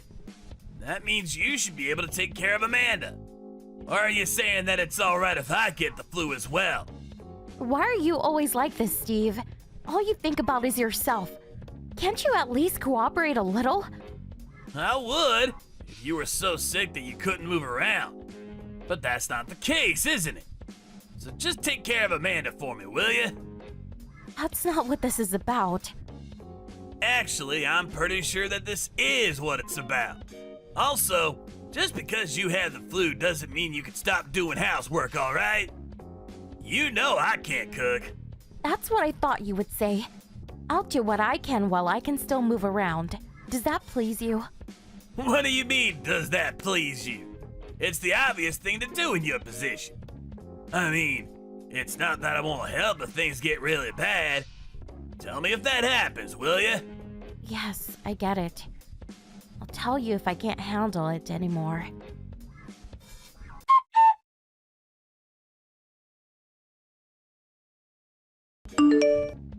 Hi, Steve. Sorry, but can't you finish early and come home quick today? What? Did something happen? Amanda looks really sick. She's got a fever of 104 degrees. I want to take her to the doctor. Sorry, but there's work I still need to take care of. I can't just drop it and go home, you know? What about tomorrow then? You don't have work on Saturdays, right? Yeah, but the clinic's closed on Saturday, isn't it? They're open until noon. Can you drive us there tomorrow? Sorry, but I can't. Why not? I'm going fishing with my colleagues tomorrow. It starts early, so I won't have time to drive Amanda to the clinic. Fishing? Can't you just go fishing another time? Prioritize your daughter, please. I promised I would go a while back. I can't just cancel abruptly. Wait, why don't you take Amanda? The clinic's not even that far. I said I'm not feeling well. Why are you not able to think about me as well? You should be fine as long as you go by car. Or is it that you're too sick to drive? Won't you be taking the car if you're going fishing? How will I drive? Oh, you're right. I didn't think about that. It's not funny. I'm begging you. Just take Amanda to the clinic before going fishing. I can't. It starts early in the morning. You don't even seem that sick. Why not just walk there? Will you please cut it out? How can you just say such things? You even make me do all the housework even when I've got the flu. Aren't you at least a little worried about me? No need to get so mad. You're just over-exaggerating again. You don't have influenza. It's just a cold. Amanda will be fine by tomorrow, too. You know that there are people who die from influenza, right? Yeah, but it's basically zero, right? Stop trying to prove your point with such ridiculous examples. You know, when I was a kid, we had none of that. You're just being overprotective. Fine. I'll ask someone else to help. What? Oh, do that, will you? It'd be a lot easier for me, too. Yep. Good luck with work, I guess. Have fun with tomorrow's fishing, too.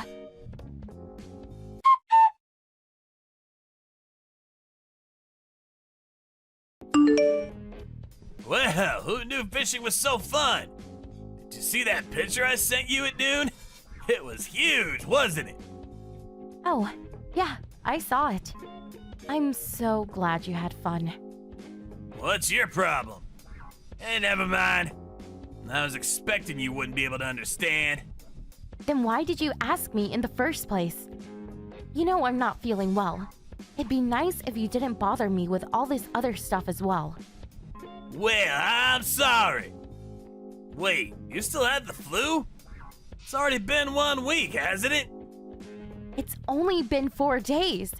Amanda and I can barely get out of bed.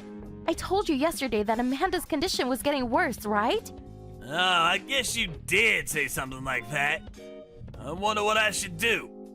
Do about what? I finished fishing, but you two still had the flu, right? Looks like Amanda's gotten worse, too. I don't want to catch it, so I'll just stay over at a friend's house. Besides, I don't have work tomorrow anyways. I see. Then I guess that settles it. I'm not going home either. You know, we should just sell the house. What? What's this about suddenly? I mean, the house we have now was meant for the 3 of us, right? It'll be much too spacious just for you when the 2 of us are gone. It'd be better if Amanda and I just moved to a smaller house. Wait, hold on! I have no idea what you're even talking about. Why are you suddenly talking selling the house?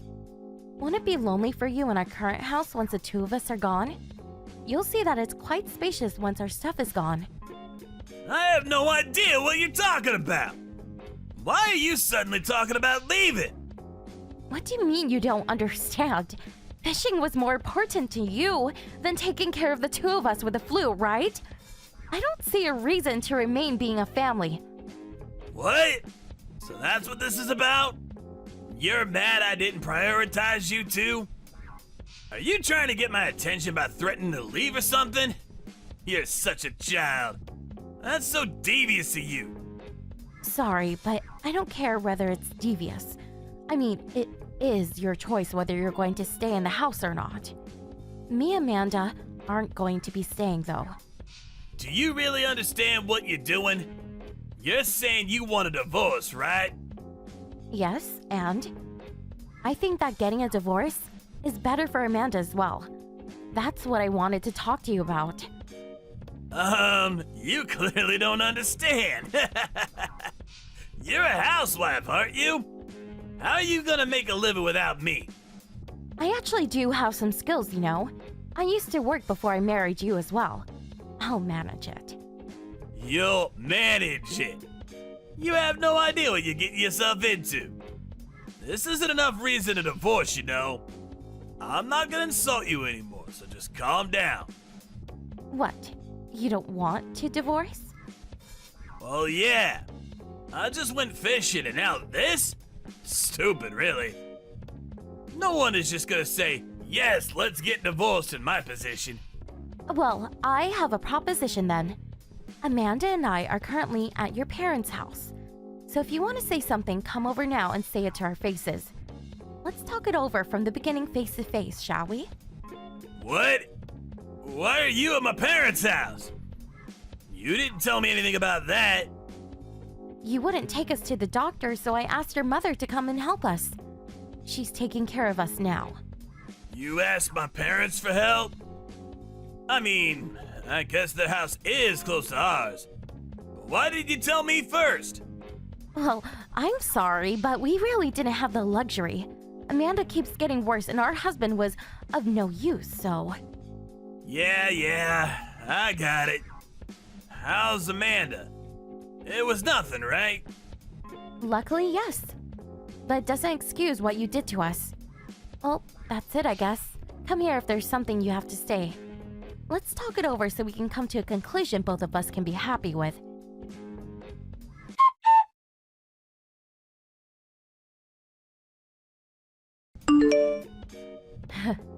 So, you decided not to come, huh? Me and your parents are waiting, you know. Why didn't you come? What? Why would I want to catch the flu? What's the point in talking things through anyways?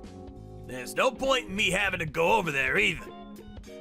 So you're still saying it. Saying what? That you don't want to catch the flu. That's your excuse, even in a situation like this? You really never change, do you, Steve? But I won't be able to go to work if I catch the flu, right? We're on the brink of divorcing, you get it? I'm not saying you shouldn't prioritize work, but the way you treat us is just too much.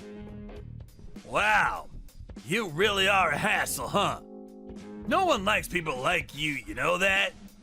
Really? I'll take care. So, what did you mean when you said there's no point in talking things out?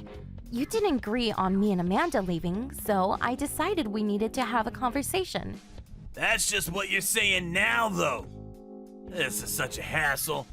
Just cut it out already, will you? To be honest, I'm tired of putting up with your nonsense. Nonsense?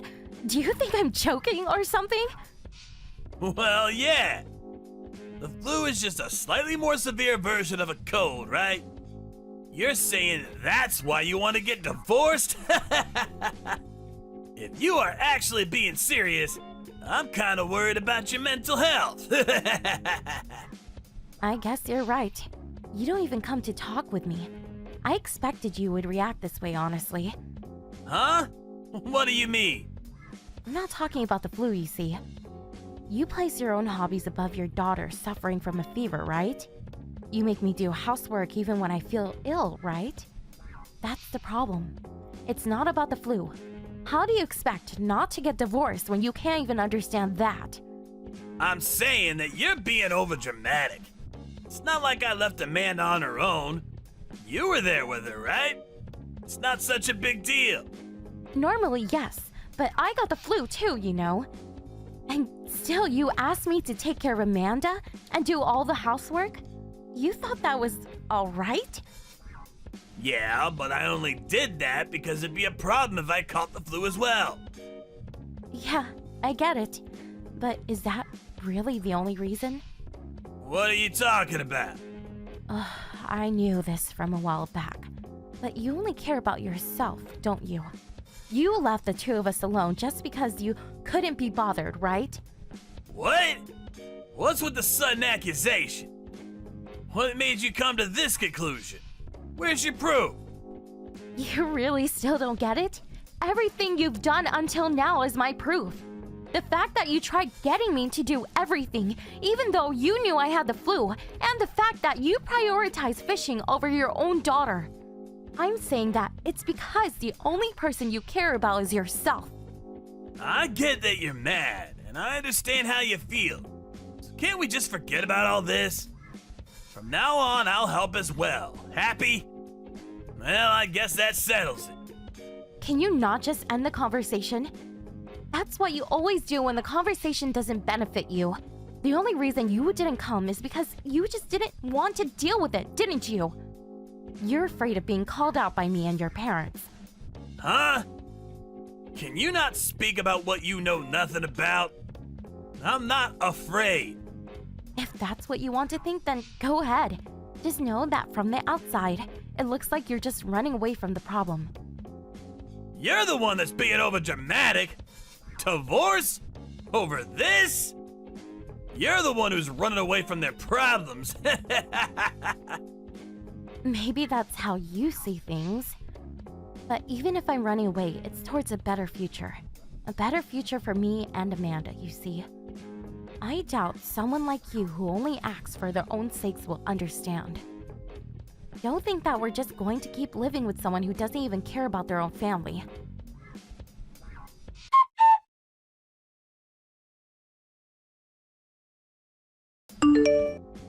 Steve never came to his parents' house to talk to me after that, so I decided to just forget about him and move on. His parents are also furious at Steve's actions and are fully supportive of our divorce. They even took care of me and Amanda until we were able to fully recover. When it was time to file the divorce, Steve fought against it. But I was able to make it official with the help of his parents. I was able to find a job with the skills I already had, and am now living with my daughter Amanda. As with Steve, he pays child support to Amanda, but other than that, appears to be the same. His family left him after what he did to me and Amanda, though. Serves him right after what he did to us. Thank you for watching. Don't forget to hit the like button and subscribe to the channel. Alice, are you there? I need to talk to you about your father's funeral next month. Will you be there? Hey, Gertrude. Yeah, of course I will. A bunch of our relatives will be there too, right? I haven't even met some of the people on my dad's side. Seems like it's gonna get busy. He sure was loved. Let me know if there's anything I can help you with. You know, organization, planning, invites, that kind of thing. Anything you can help me with? Sorry, Alice, but I don't think there's anything someone in your predicament could help me with. Don't worry about me. I'm happy for you to just sit around and do nothing. You're hardly the most mobile person in the world with that unfortunate leg of yours, are you, dear? No, it's not that bad, really. I know it might look like I struggle a lot, but other than running, I can still do pretty much anything. Oh dear, what a shame. It seems as though trying to soften the blow by giving you a gentle hint wasn't a good idea, so I'll just say it. I don't need our relatives thinking I'm so incapable I need to enlist the help of a cripple, thank you very much. If you do insist on coming, make sure you sit quietly and don't get in my way. Oh, I'm sorry, Gertrude. I understand. The fact that my son married a cripple in the first place is embarrassing enough, without me being seen to be reliant on you to carry out basic tasks. What in heavens was he thinking? Telling people you exist is uncomfortable enough. I hardly feel like parading you around in front of everyone. I hope you don't think I've acknowledged you as my daughter, because most certainly I haven't. My Sam was adamant he only had eyes for you, and that your disability made no difference to him. That boy's so damn stubborn, I knew resilience was futile, which is why I begrudgingly accepted it. Right, I see. I was looking forward to having a cute daughter-in-law to take out to cafes and on shopping trips with me. I had such high hopes. What an astronomical disappointment you turned out to be. I would have never believed in a million years he'd choose to spend the rest of his life with damaged goods like you. He must be atoning for some seriously evil deeds in a past life. That's the only explanation that makes sense to me. Gertrude, please. Why do you have to speak to me like this? Sam's the kindest man I've ever met. Besides, it's not like we fell for each other because of our looks in the first place. I fell in love with your son because of who he is deep down, just like he did with me. Just because one of my legs doesn't work makes no difference to him. I don't need you to tell me how kind Sam is. I'm his mother, for heaven's sake. Let's face it, he'd have to be a saint to choose a useless good-for-nothing like you. Gertrude, I love your son, and I'll do whatever it takes to win your approval. I want you to know that I'd do anything for him, and to rest assured that he's in good hands with me. What good could a malformed cripple who's so totally reliant on others she can barely tie her own shoelaces possibly do for my son? I do wish you wouldn't talk such nonsense, dear. I can't claim to have any idea what you're like getting around the house, but I've seen you many a time using crutches in a wheelchair outside. Right. So, what?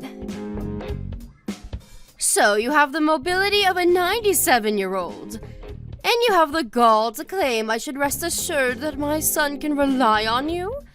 What would you do if he couldn't work for some reason? What would you do if he lost his job? I'd help out with the family finances for as long as he needed me to. Of course I would. I freelance from home, so my lack of mobility doesn't mean I don't bring in any money.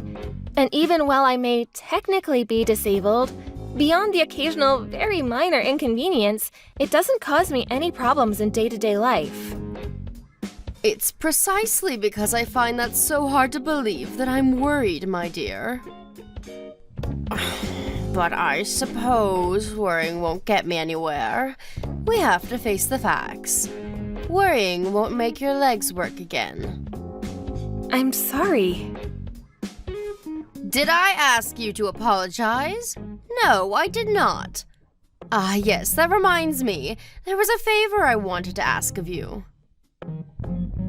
Oh, really? What is it? I'd love to help out. I wanted you to get rid of all of the weeds in my yard before your father's funeral. Got it, no problem. I'm pretty sure I recall you having an electric mower, right? I'll have it done in a jiffy with that. Unacceptable! Do you know how weeds work, my dear? Let me tell you about weeds. Much like how you've got your claws buried in my son's heart, weeds take root deep within the soil. I want you to pull every last one of them up, roots and all. The electric mower simply isn't going to cut it. You have to do it by hand. Oh, wait a second. Will that be difficult for you, with being a cripple and all? No, don't worry, it's fine. I'll have it done before we leave for the funeral, I promise. I expect great things, Alice. This should be interesting. You might actually be of some use to me for the first time in your life.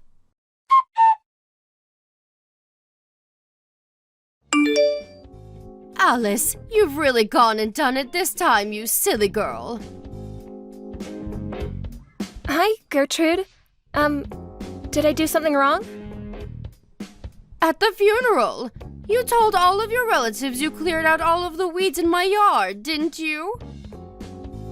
Well, yeah, kind of. But it's not like I was especially eager to talk about weeds or anything. It's just that everyone was discussing gardening, so I mentioned what I did in your garden this afternoon. After I got clearing out the weeds, you asked me to plant some flowers in the freshly invader-free soil, did you not? One of my relatives was really curious, and she asked me all kinds of things about how to plant and care for the flowers. That may be so, but why did you have to be so idiotically honest? Some things are better left unsaid. Huh? What do you mean? Are you trying to make our families think I'm the kind of person who forces her disabled daughter-in-law to clear out the weeds in her garden? You're so thoughtless and insensitive. How could you do this to me, you little ingrate? I'm your mother-in-law, did you forget that? Would it hurt you so much to say some nice things about me once in a blue moon, or to try and uplift me instead of destroying my reputation? Oh, look, Gertrude, I'm sorry. I didn't realize I was doing anything to upset you. It wasn't intentional. I doubt anyone even remembers what I said about the weeds, and besides, even if they did, why would they think you forced me? It was the flowers they were interested in. I honestly don't think you have anything to worry about. You don't know that for sure. I do wish you'd think before speaking every now and then, dear. Right. You're right. I'm sorry. If you mean it when you say you want to win my approval, making me happy should be your #1 priority. In spite of that, all you seem to do is upset me. Do you enjoy making me suffer? No, of course not. I told you I didn't mean to. I'm sorry. In that case, you better make damn sure that whenever you talk about me in front of others from now on, it's nothing but praise. Praise and more praise. I want everyone to know how fantastic I am. If anyone asks, the only reason you cleared out the weeds and planted those flowers was because you wanted to help me so badly that you volunteered of your own accord. Are we clear? We're clear. Good grief. It looks like your leg isn't the only thing that doesn't work.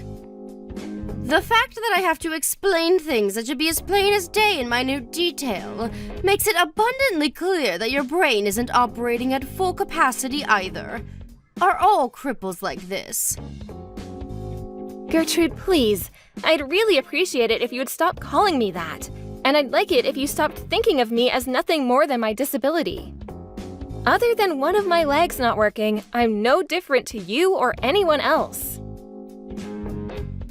Oh, now I've heard it all. A bottom-dwelling leech who's only able to exist thanks to my hard-earned tax dollars thinks she's the same as me? Please stop being so horrible. Do you think I chose to be this way? Do you think I enjoy it?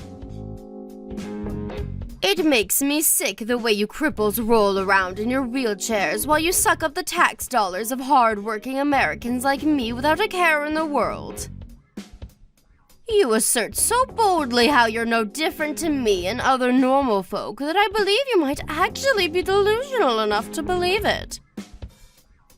But the truth is, without sponging off the tax money of decent, respectable people like us, defective articles like you wouldn't have a leg to stand on, would you? Pardon the pun.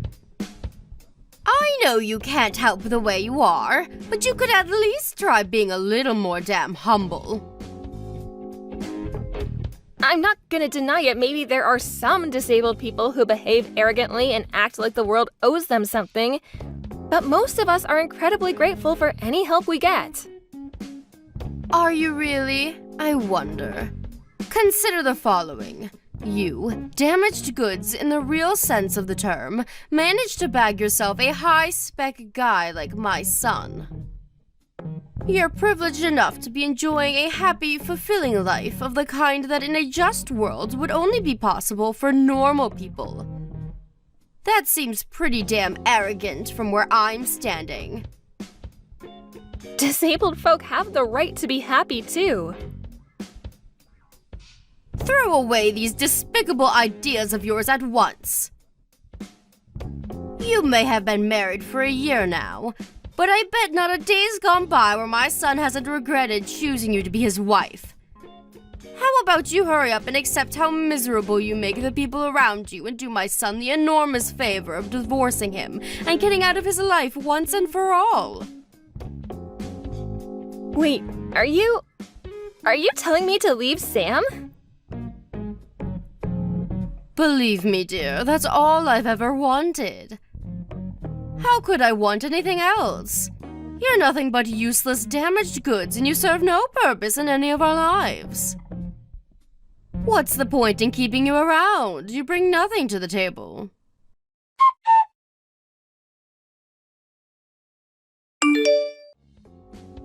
Alice, my leg is itchy. Bring me a back scratcher at once. I can't come and see you again today, Gertrude. I have some important business to attend to now. Important business? More important than me? Impossible! You come back to the hospital right now. Are you being serious right now? I was literally just there. I'm sorry, I can't. I have an appointment to make. I really gotta go. Don't you feel sorry for me? I can't even walk. I'm disabled just like you now. You'd think you of all people would understand how I feel. Sure, I understand how difficult not being able to walk can be, but that doesn't mean I'm gonna drop what I'm doing to cater to your every whim and desire at the drop of a hat. Ah, I see. That's it, isn't it? You were born disabled. You could never understand how it feels to be an able-bodied person who suddenly loses use of their legs in a horrible accident. Not only that, but you'd think it was enough that I'm now unable to walk and forced to live in a wheelchair. But no, I just had a lawyer show up. Do you know what he wanted? He demanded I pay the full amount to cover the repair fees for the damage done to the house. I hardly see how that's a surprise after what you did. You drove your car into someone's freaking house.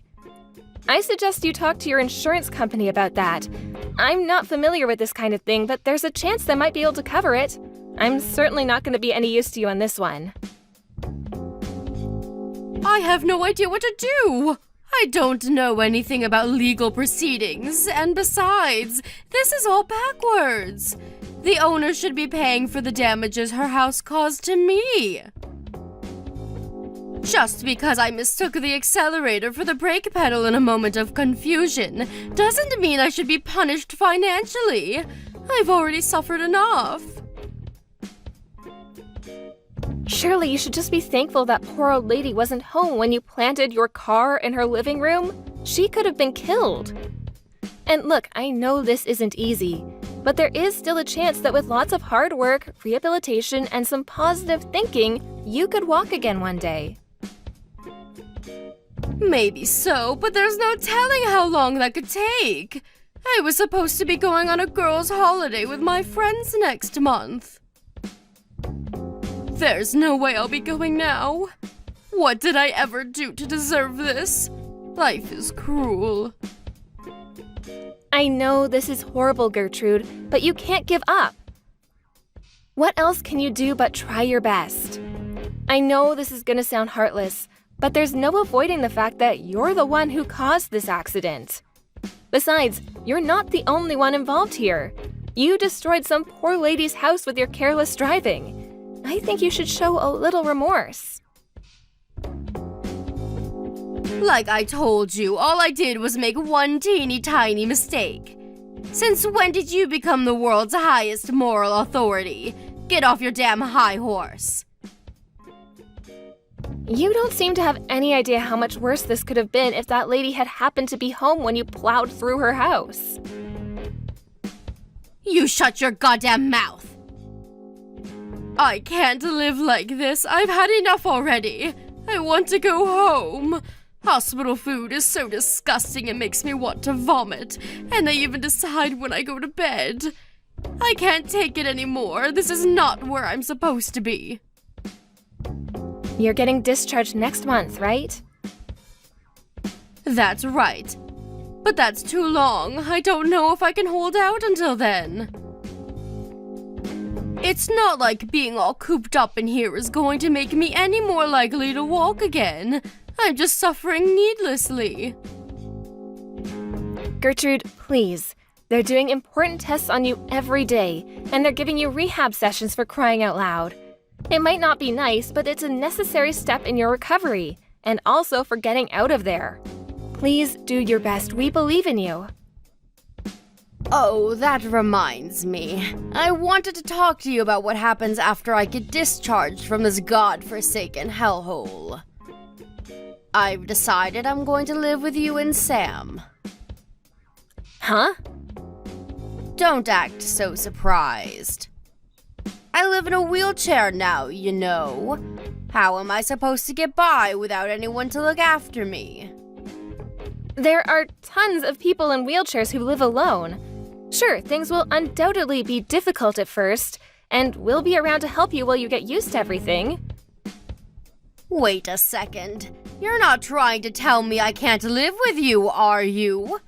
I know you wouldn't do that. Yes, that's exactly what I'm saying. I'm sorry, but you can't live with us. It's impossible. Why not?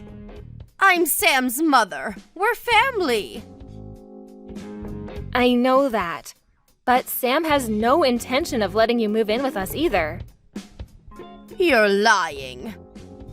There's no way my lovely, kind, caring Sam would let his own mother down in her hour of need. He's not like you. Oh, Gertrude, I'm really sorry to have to bring this up at a time like this.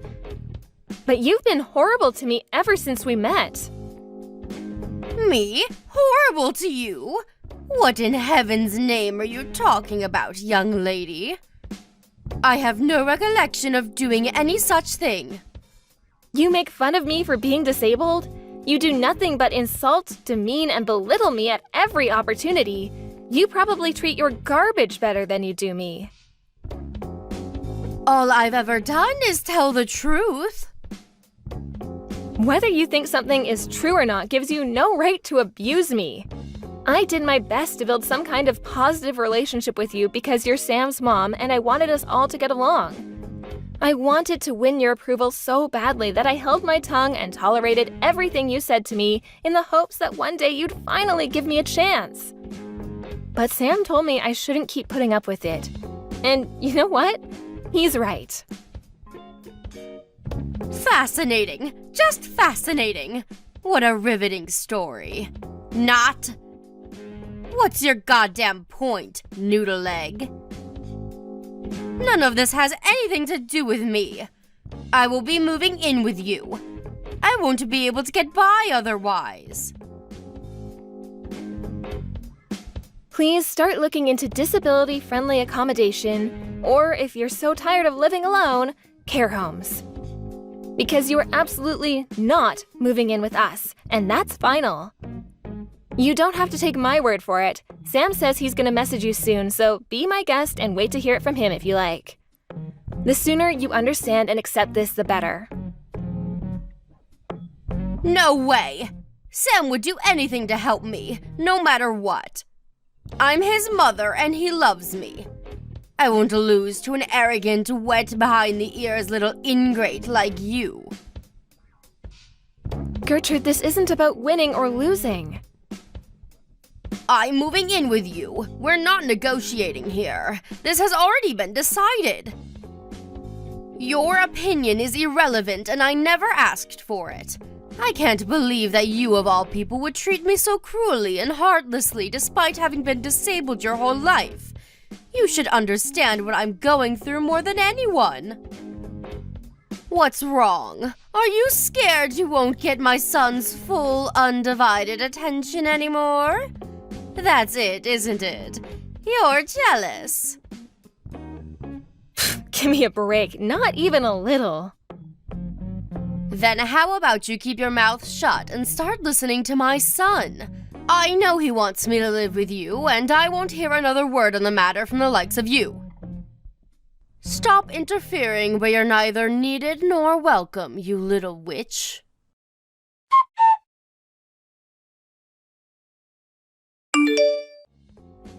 You've got some explaining to do, Alice. You haven't been to see me in the hospital for an entire week. What in heaven's name is going on? Just like I told you before, I won't be helping you with anything anymore.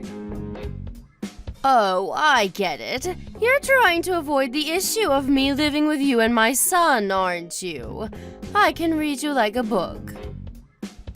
Wow, are you seriously still talking about that? You just don't know when to give up. You were obviously never gonna listen to me. But Sam's explained over a dozen times by now that there's no way you can live with us. What's it gonna take for you to understand? Irrelevant. I'm his mother, and my word is law. I see. But you living with us is literally impossible. Where there's a will, there's a way. You can say whatever you like, but it changes nothing. I will absolutely, 100%, indubitably, definitely, surely, certainly, unequivocally be moving in with you. I've already hired a moving company to have my things dropped off at your house. The wheels are in motion and there are no brakes on this train. As things stand, the plan is to arrive there sometime during the beginning of next month. You should be grateful. This is an opportunity to be of some use to someone. Maybe if you're lucky, the day will finally come where I no longer think of you as useless, damaged goods. Didn't you always used to go on about how desperate you were to win my approval? Well, this is your chance to prove you've got what it takes. You're already making preparations to move in with us? Wait a sec. You mean you're moving abroad with us? Huh? Abroad? Yep. Me and Sam moved to the UK last week.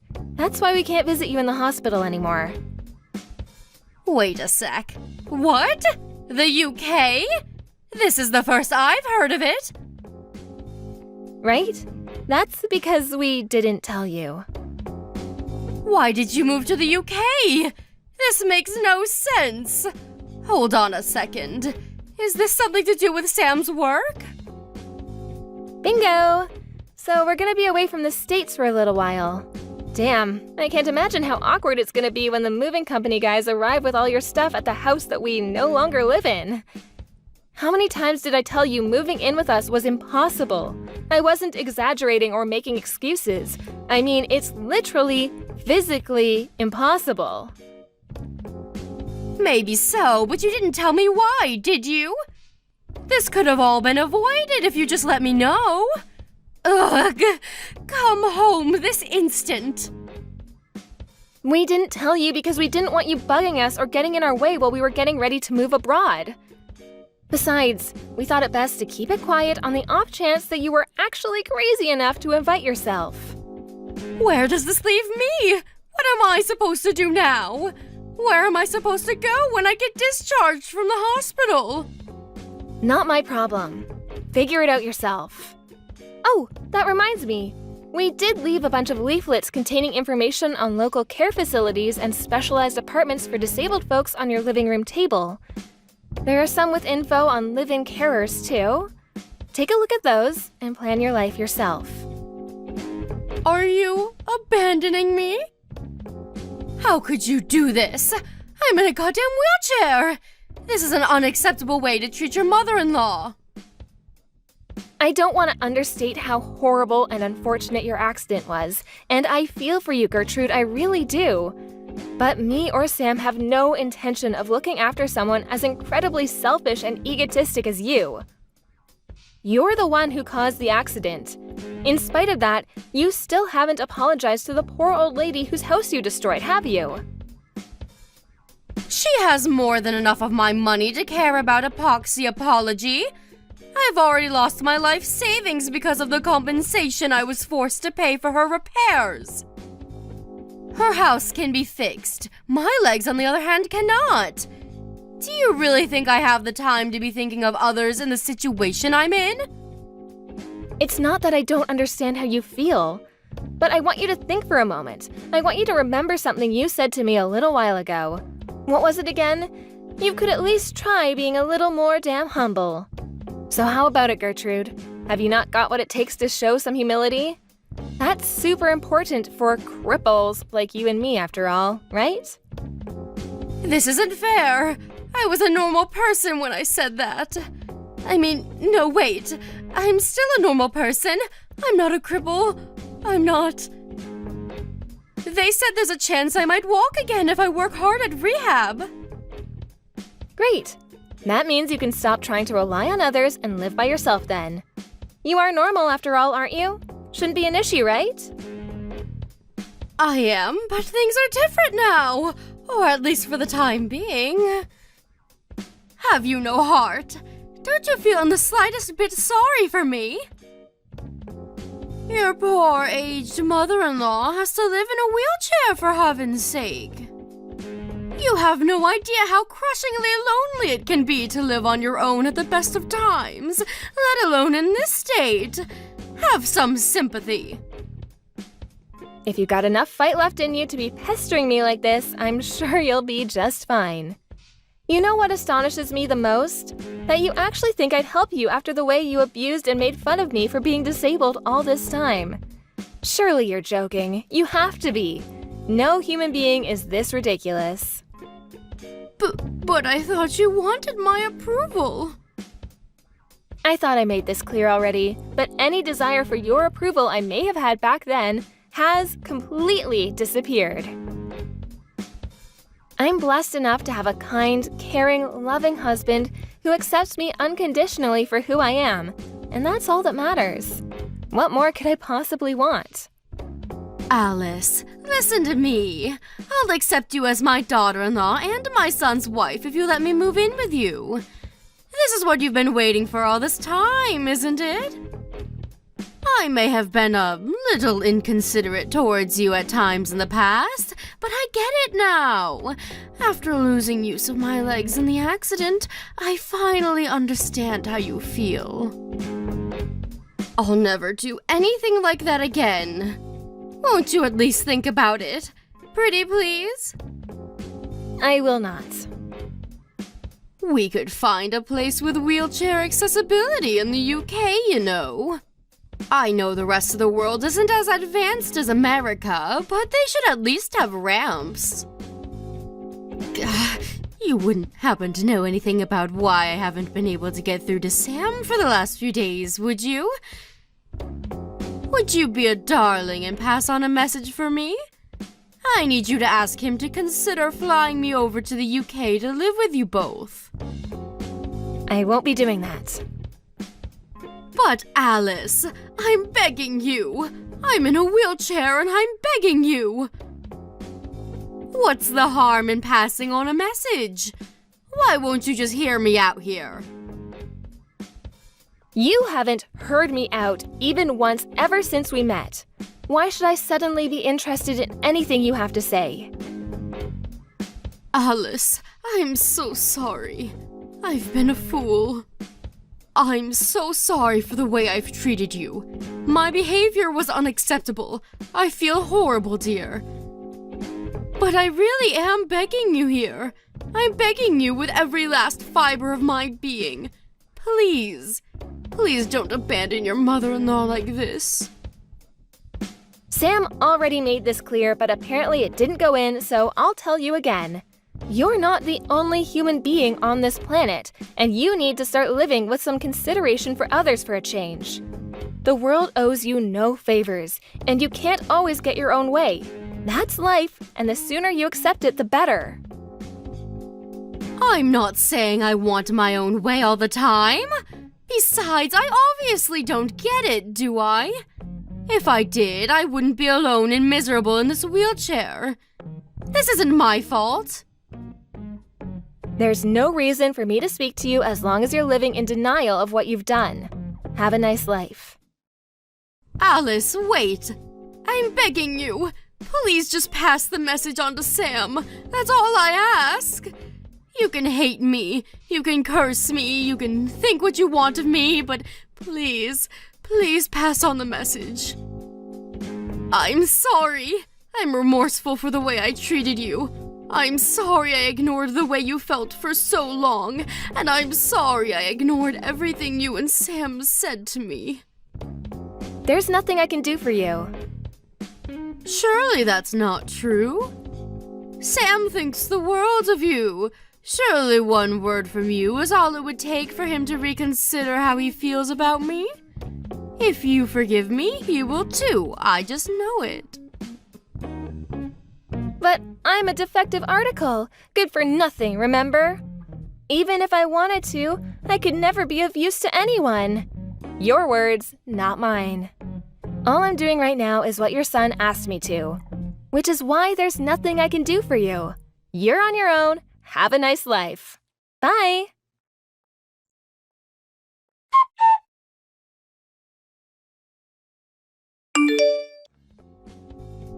After that, I was beraged with a torrent of panicked messages from my desperate mother-in-law. Naturally, I blocked her, and now, with her gone, my life is stress-free. I said all I had to say at the end there, so I have no regrets. A major toxic influence has been removed from our lives, and we're not looking back. That said, she decided to move into an apartment complex equipped with specialized facilities for disabled people, for which she needed the signature of a close relative to act as her guarantor. We enlisted the help of Sam's uncle to act as a go-between to avoid the unpleasantries of corresponding directly with her, and so the procedures to dispose of her once and for all are currently underway. I can't help but feel a little guilty for dragging Sam's uncle into Gertrude's mess, but it couldn't be helped. To my surprise, he readily accepted. He said he'd long had his suspicions she might be mistreating me because he knew exactly what she was like from his own experiences with her growing up. Eventually, her application for the wheelchair-friendly apartment was approved. She's currently living there alone. Everyone who knows her thinks she got exactly what she deserved after finding out the way she'd been treating me, which sadly for her means that she never gets a single visitor. After being paralyzed from the waist down, my mother-in-law, who used to be super active, having formerly been an avid mountain climber, is now confined to a tiny apartment and leads a wretched existence of soul-crushing loneliness. I heard from a friend of a friend who happened to see her out shopping that she looked like she'd lost all her spirit and vigor, a depressed, broken husk of a human being. What life brings next is entirely down to her. In any case, it's not our problem. She's not in our lives anymore, and she never will be again. She's nothing more than a distant memory now. Me and my husband are looking towards our own future together and intend on building the best life possible for ourselves in the UK. I have nothing but gratitude towards my amazing husband and our wonderful relatives, who have all been super supportive over the whole Gertrude incident.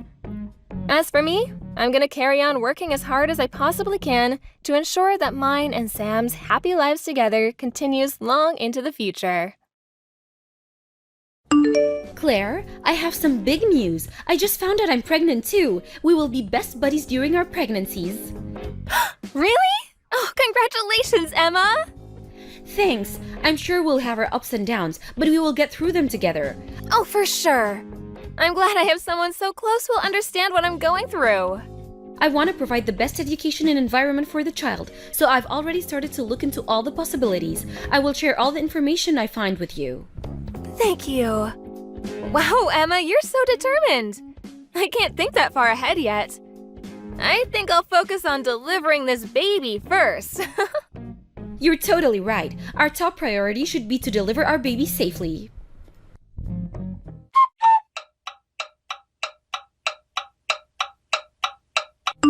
Well, the baby has finally arrived. She was 4 days past her due date. I guess she was too comfortable inside. Have you seen her pictures? I did. I can't stop laughing. She looks horrible. I thought she was a monkey. Perhaps. But I think most newborns are like this. No. She's clearly on the ugly side. What's her name? We named her Gina. Gina? That's a very ordinary name. Maybe. Have you decided what you'll name yours? Marilyn. Isn't it such a pretty name? Yes, very. Oh yeah, after my baby arrives, I want to take baby massage classes, so we should go together. I hear it's great for the baby. I see. Well, I think it might be too much for my daughter's sensitive skin, so I think we'll pass. Are you sure? That's a bummer. I thought we could take classes together. Sorry.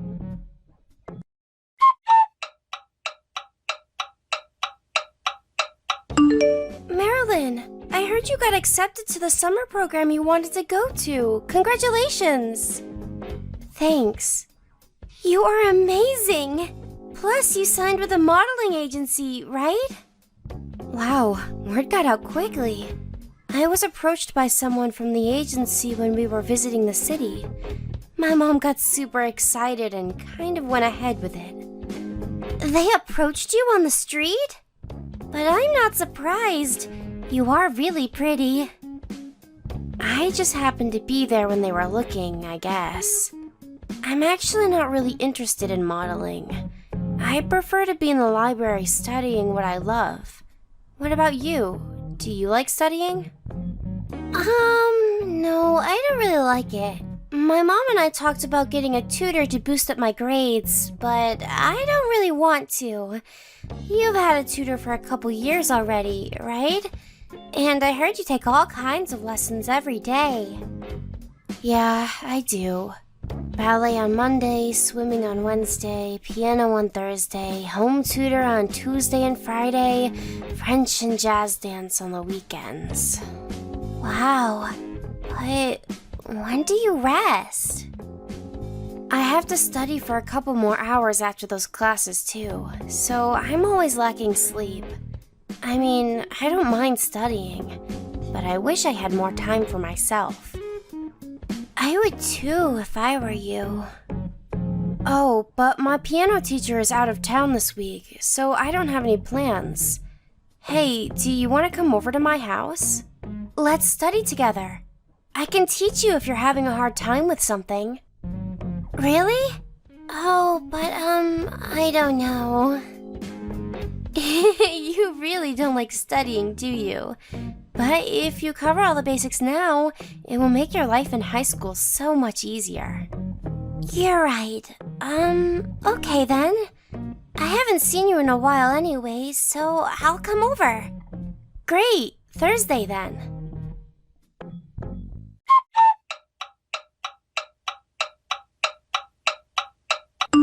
Hello, Marilyn. Do you have a minute? Hi, Auntie Claire. What's up? Remember the other day Gina went over to your house? Gina's been acting a little weird since then. Like she's upset about something maybe? Do you know what happened? Oh, I don't know. Okay, maybe it's something else then. Sorry to bother you. Is she okay? Well, she seems very sad and she's not eating very much. She's usually a very happy, active girl. But she's been very quiet lately. She seemed normal when she was here. I see. I wonder what's going on with her. Wait, Auntie Claire, can you do me a favor? I want to check something.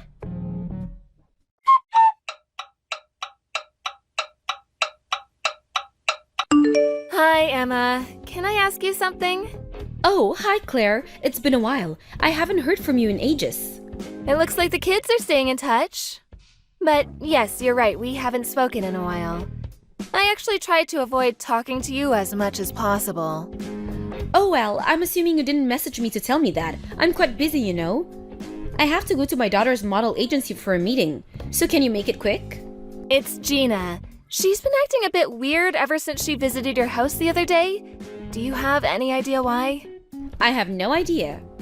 Oh, I think something happened. She's been quite gloomy since then. Maybe it's because she finally understands her place. She seemed like she didn't before. What do you mean, her place? I had to teach her when she was here that she's no good enough to be hanging out with Marilyn. What? You said that? To a child? I taught her because she's a child. It's important they learn these things early on. What are you talking about? You know, not only is my daughter beautiful, but she excels in everything. School, sports, you name it. I don't want her to be badly influenced by lower people. Gina wasn't blessed with a brain or her looks.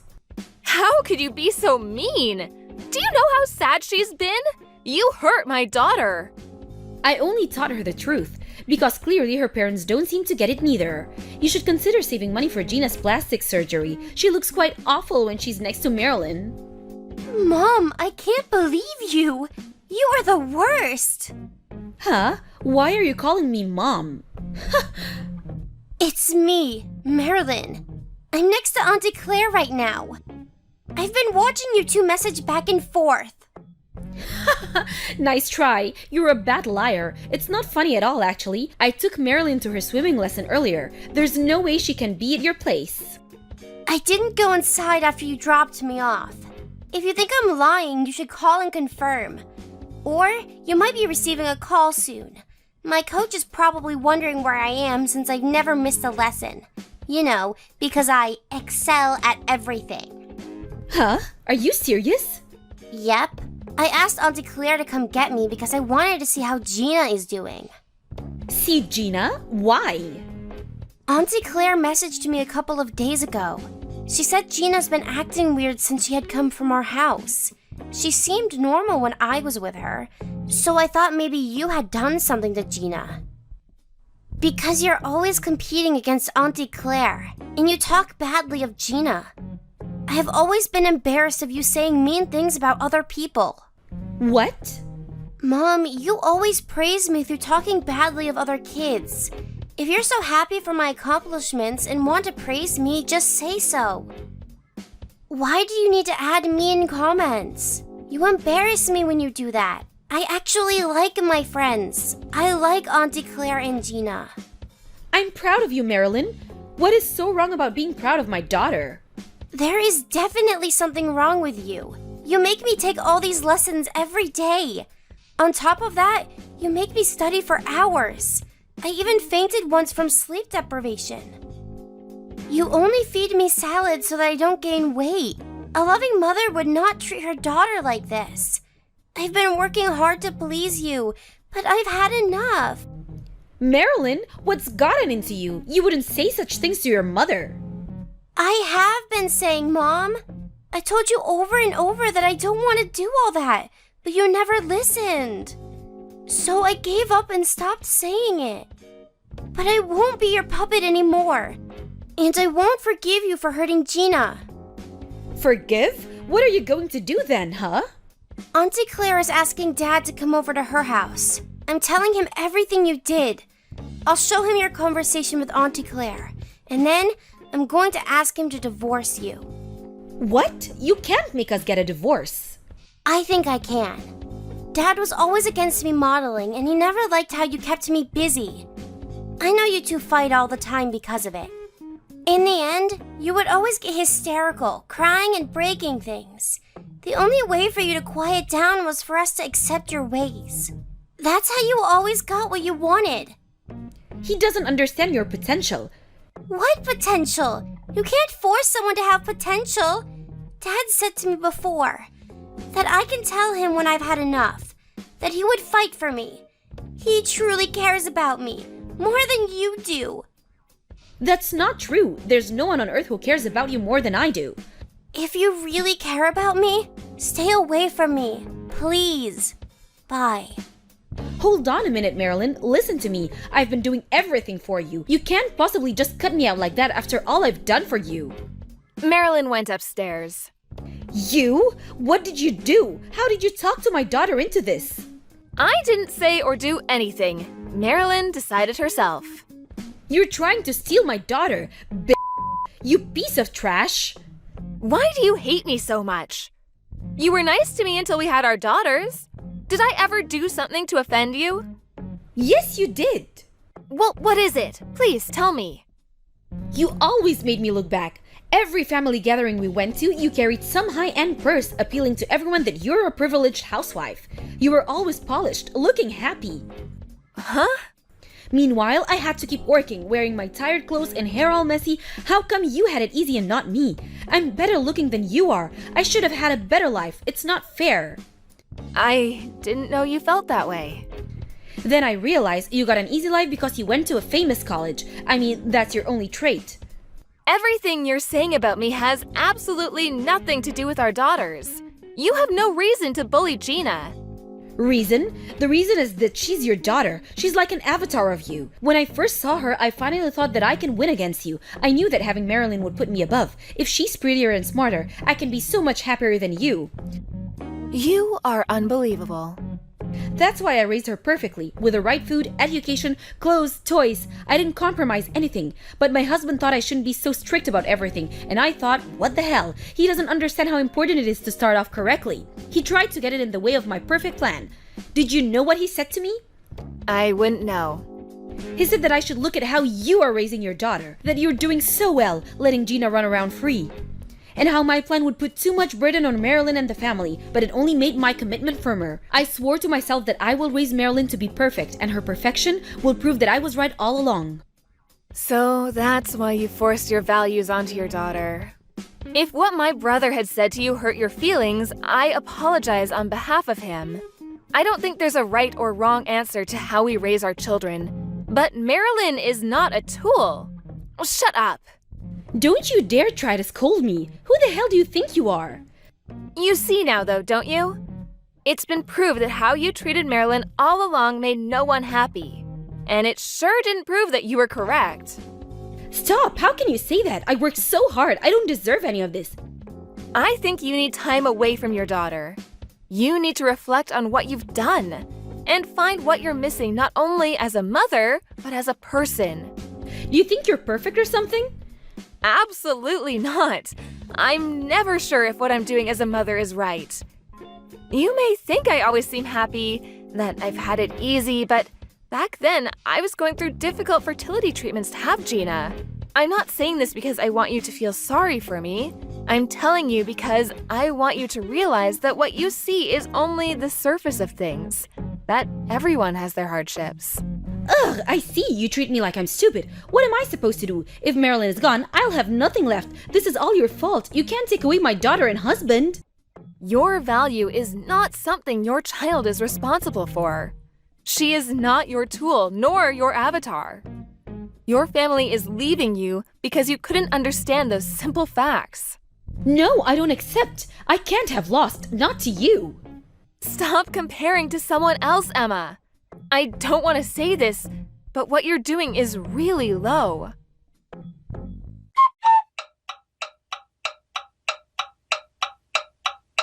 Hey, Mom. Can I go to the library with Marilyn tomorrow? Oh, is Marilyn okay now? Yes. She was a little sad at first, but she knows staying away from Auntie Emma is better for her. I see. How about you? Are you okay? I'm so sorry you had to go through all of that because of us. No, I'm okay. Marilyn kept apologizing to me in tears, saying how sorry she was that her mom said horrible things to me. If I don't cheer up, I know Marilyn would feel like she'd have to keep apologizing to me. So I stopped being upset. And I want to be able to help Marilyn now. You are so strong, Gina. And Marilyn is such a kind-hearted girl. She is so mature. Right? I like her. She's my best friend.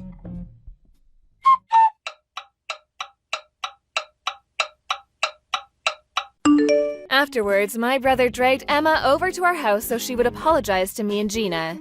It took a while, but in the end, my brother and Emma got a divorce.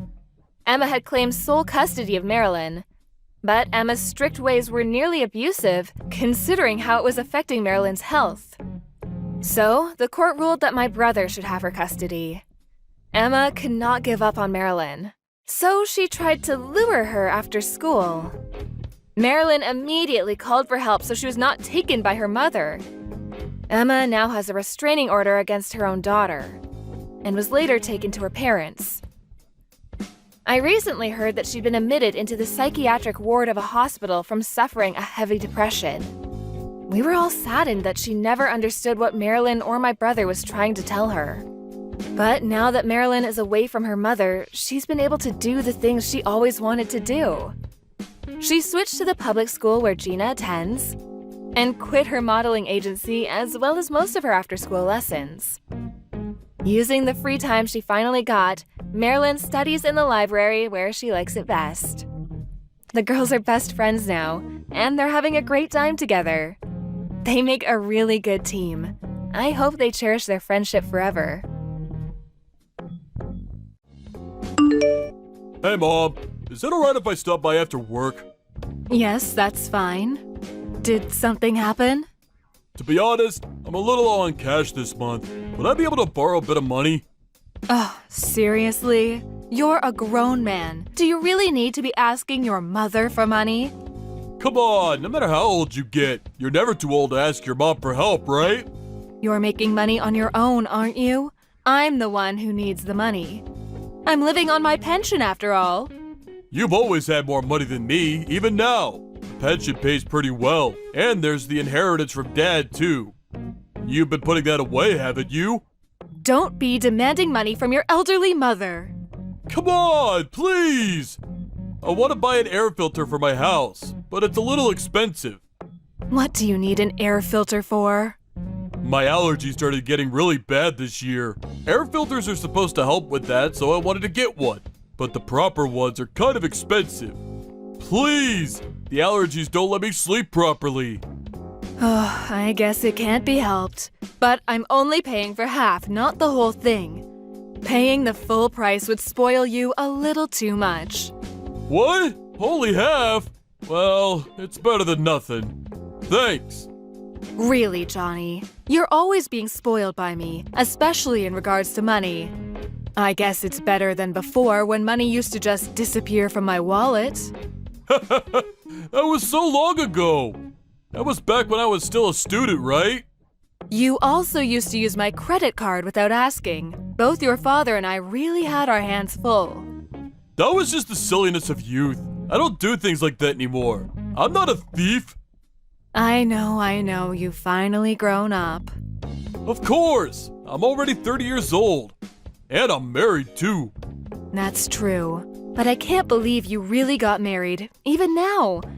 I really didn't think you'd be able to settle down. What? You just thought I'd go around aimlessly my whole life? Give me a break, Mom. What kind of son do you think I am? Remind me who it was that skipped school, went out all the time, and was unable to graduate from college? And then, after breaking off all contact, who was it that came back ridden with debt? It's because I know you well that I say things like that. I guess those things did happen too. I really did some stupid things in my youth. There's no way I can live my life in that way anymore. You're lucky there was a woman with such a big heart who was willing to marry you. I'm so thankful to her for marrying an idiot like you. An idiot? Is that really something a mother should tell her son? But you're right, my wife really is a saint. There really isn't anyone with a bigger heart than her. Make sure you don't take advantage of her kindness. If you get too cocky, even a woman like that will reach her limit. Don't worry, I'm telling you that I'm sincere and faithful to her. I've always treated my precious girlfriends well too. Despite your carelessness, you've always been popular with the girls. I wonder why. Well, they always tell me it's my cute looks that make me popular. I'm all my older relatives' favorite as well, aren't I? Women are probably just amused by how unreliable you are. I wouldn't want to be with a man like you. What a horrible thing to say! Even though I get my looks from you. Well, you've always been very good at flattery, I'll give you that. I wonder if that's why. Oh, I probably spoiled you too much as a child. Hold on a sec. You're talking as though you didn't raise me right. I'm just joking. I think you've really grown up and become an upstanding man compared to what you were before. You've been able to hold down your job for a long time, too. Yeah, it's been 5 years now. Well, don't worry. I don't plan on quitting anytime soon. I bet even your late father is relieved. Right? Sure, I still run out of money sometimes, but it's not to the point that living gets difficult. I've really learned to control my spending since becoming an adult. I'm glad to hear that.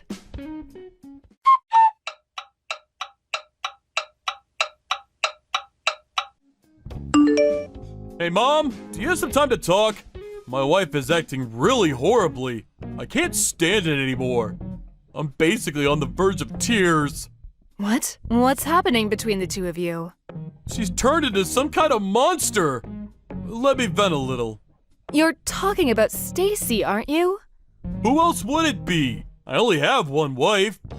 But you were singing her praises not long ago. You said that there couldn't possibly be better wife than her.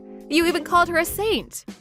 I couldn't see things clearly at the time. She was pulling the wool over my eyes. But she's finally revealed her true self recently. She's a really deceitful woman. What are you talking about? Just tell me what happened. She's supposed to be a housewife, but she doesn't do anything at all. All she does is lounge around at home and doesn't do anything even when I get home. I've been eating TV dinners this whole time. It's not like I'm picky with food or anything. A simple meal for dinner would be totally fine. She doesn't do anything?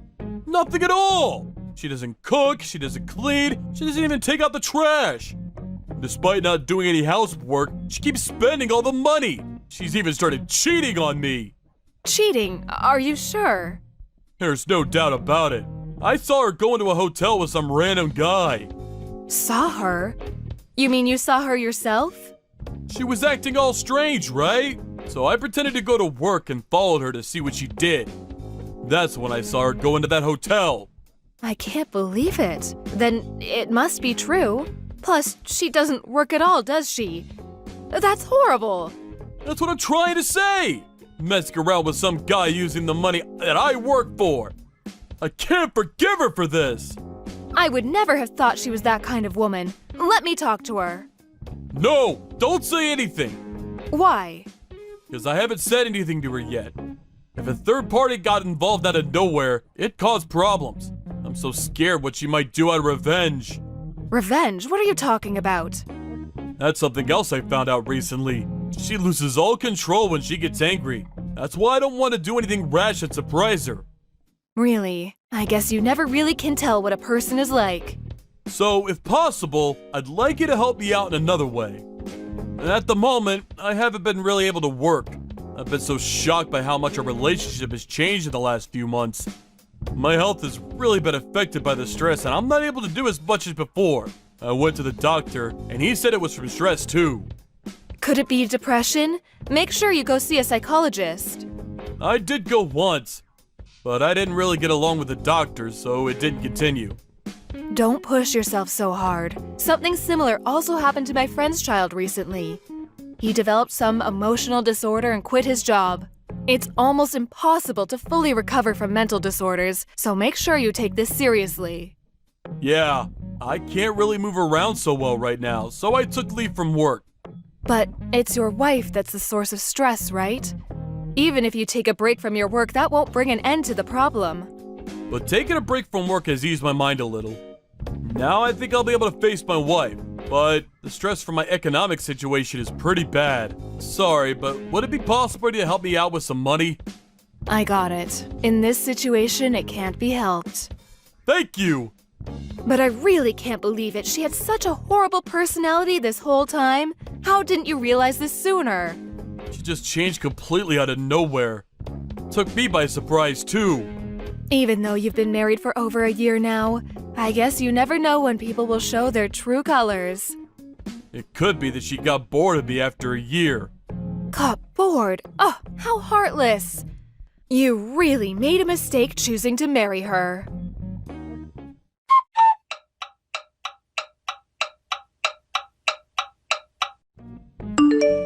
Stacy, I've got something I want to talk to you about. Of course, it's been a while. What's going on? I heard from my son. He told me not to get involved, but I feel so bad for him I can't help but say something. Don't you think your actions are all going too far? Sorry, but I don't understand. What are you talking about?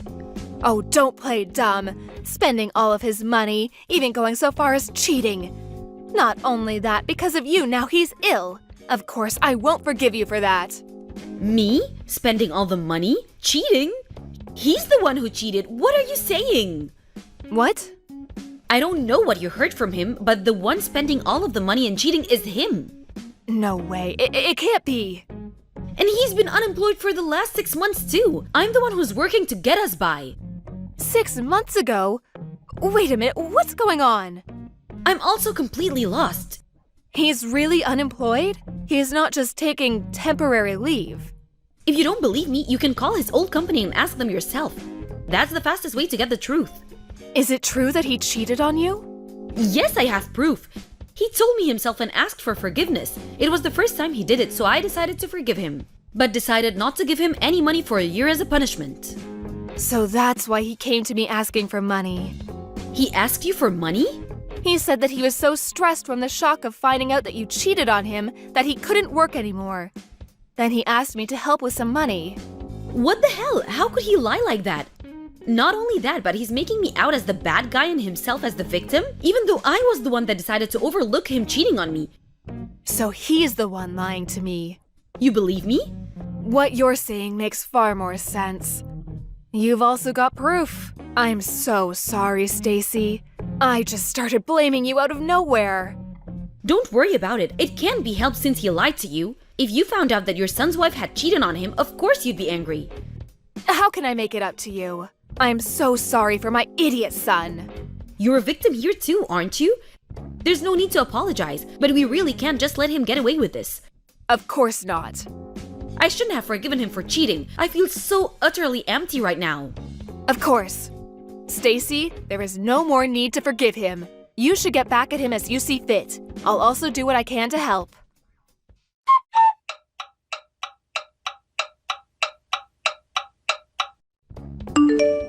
Where on earth are you at this time? I've been looking for a job. I went to a recruitment agency. Don't lie. There's no doubt that you were out somewhere partying or drinking. I don't have money for that. You know that. I don't have any spending money at all. You've got the money that I gave you, right? Me? I got no money from you. What are you talking about? I gave you some after our discussion yesterday. You said that Stacy was cheating. Huh? Is that you, Mom? Why are you using Stacy's phone? Because we're together at the moment. No way. You contacted her? I told you not to stick your nose into it. That's a problem that's between me and my wife. You just said that so your lies wouldn't be exposed. I've heard the whole truth from Stacy. You're the one that was doing the cheating. Me and Stacy have already discussed and worked through that. So it's got nothing to do with you. Don't bring it up. You made her out to be a bad person just to get money from me. That definitely has something to do with me. I have a responsibility as your mother, after all. I just had no money all of a sudden. And though I initially agreed that Stacy not giving me money was fine as a punishment, in the end it was too difficult. There's a limit to things, right? If I just asked you normally, you wouldn't have given me any. That's right. Especially if I'd known the reason why you had no money in the first place. Exactly. So I had no choice but to lie. Didn't you even think how Stacy would feel when you said all those things about her? She even forgave you out of the kindness of her heart. How could you betray her in such a way, the poor thing? I plan on talking through any misunderstandings with her afterwards. I didn't think she'd find out in such a way. But anyway, that's it, right? You involved yourself enough, haven't you? From here, I'll talk with my wife. It's too late. She wants nothing more to do with you. She wants a divorce. What? Seriously? She really said that? Yes. Also, you need to leave the house. You have a few weeks to pack your bags and leave. What? So suddenly? She's the one who signed the lease after all. You were completely in her debt. And even so, you did so many heartless things to her. But how can she kick me out so suddenly? Isn't that kind of messed up? I don't have any money. I'll be homeless. What did she say? She says, you can't live or do anything without me, can you? You've been spoiled by people around you your entire life. But I'm not going to take care of you anymore. Now it's time you paid back everything you took from those around you. What? What should I do? Help! Oh, do you really think that I'll help you in this situation? I don't think of you as my son at all anymore. What's that? You're trying to disown me? Exactly. Don't show your face around me ever again. Mom, wait! I'm sorry! I'm so sorry I disappointed you! I promise I'll change! Up until now, I've forgiven you for all the problems you caused, but this time I can't forgive you. I'm sure your late father also couldn't forgive you for this. So, go wherever you want and live the rest of your life as you like.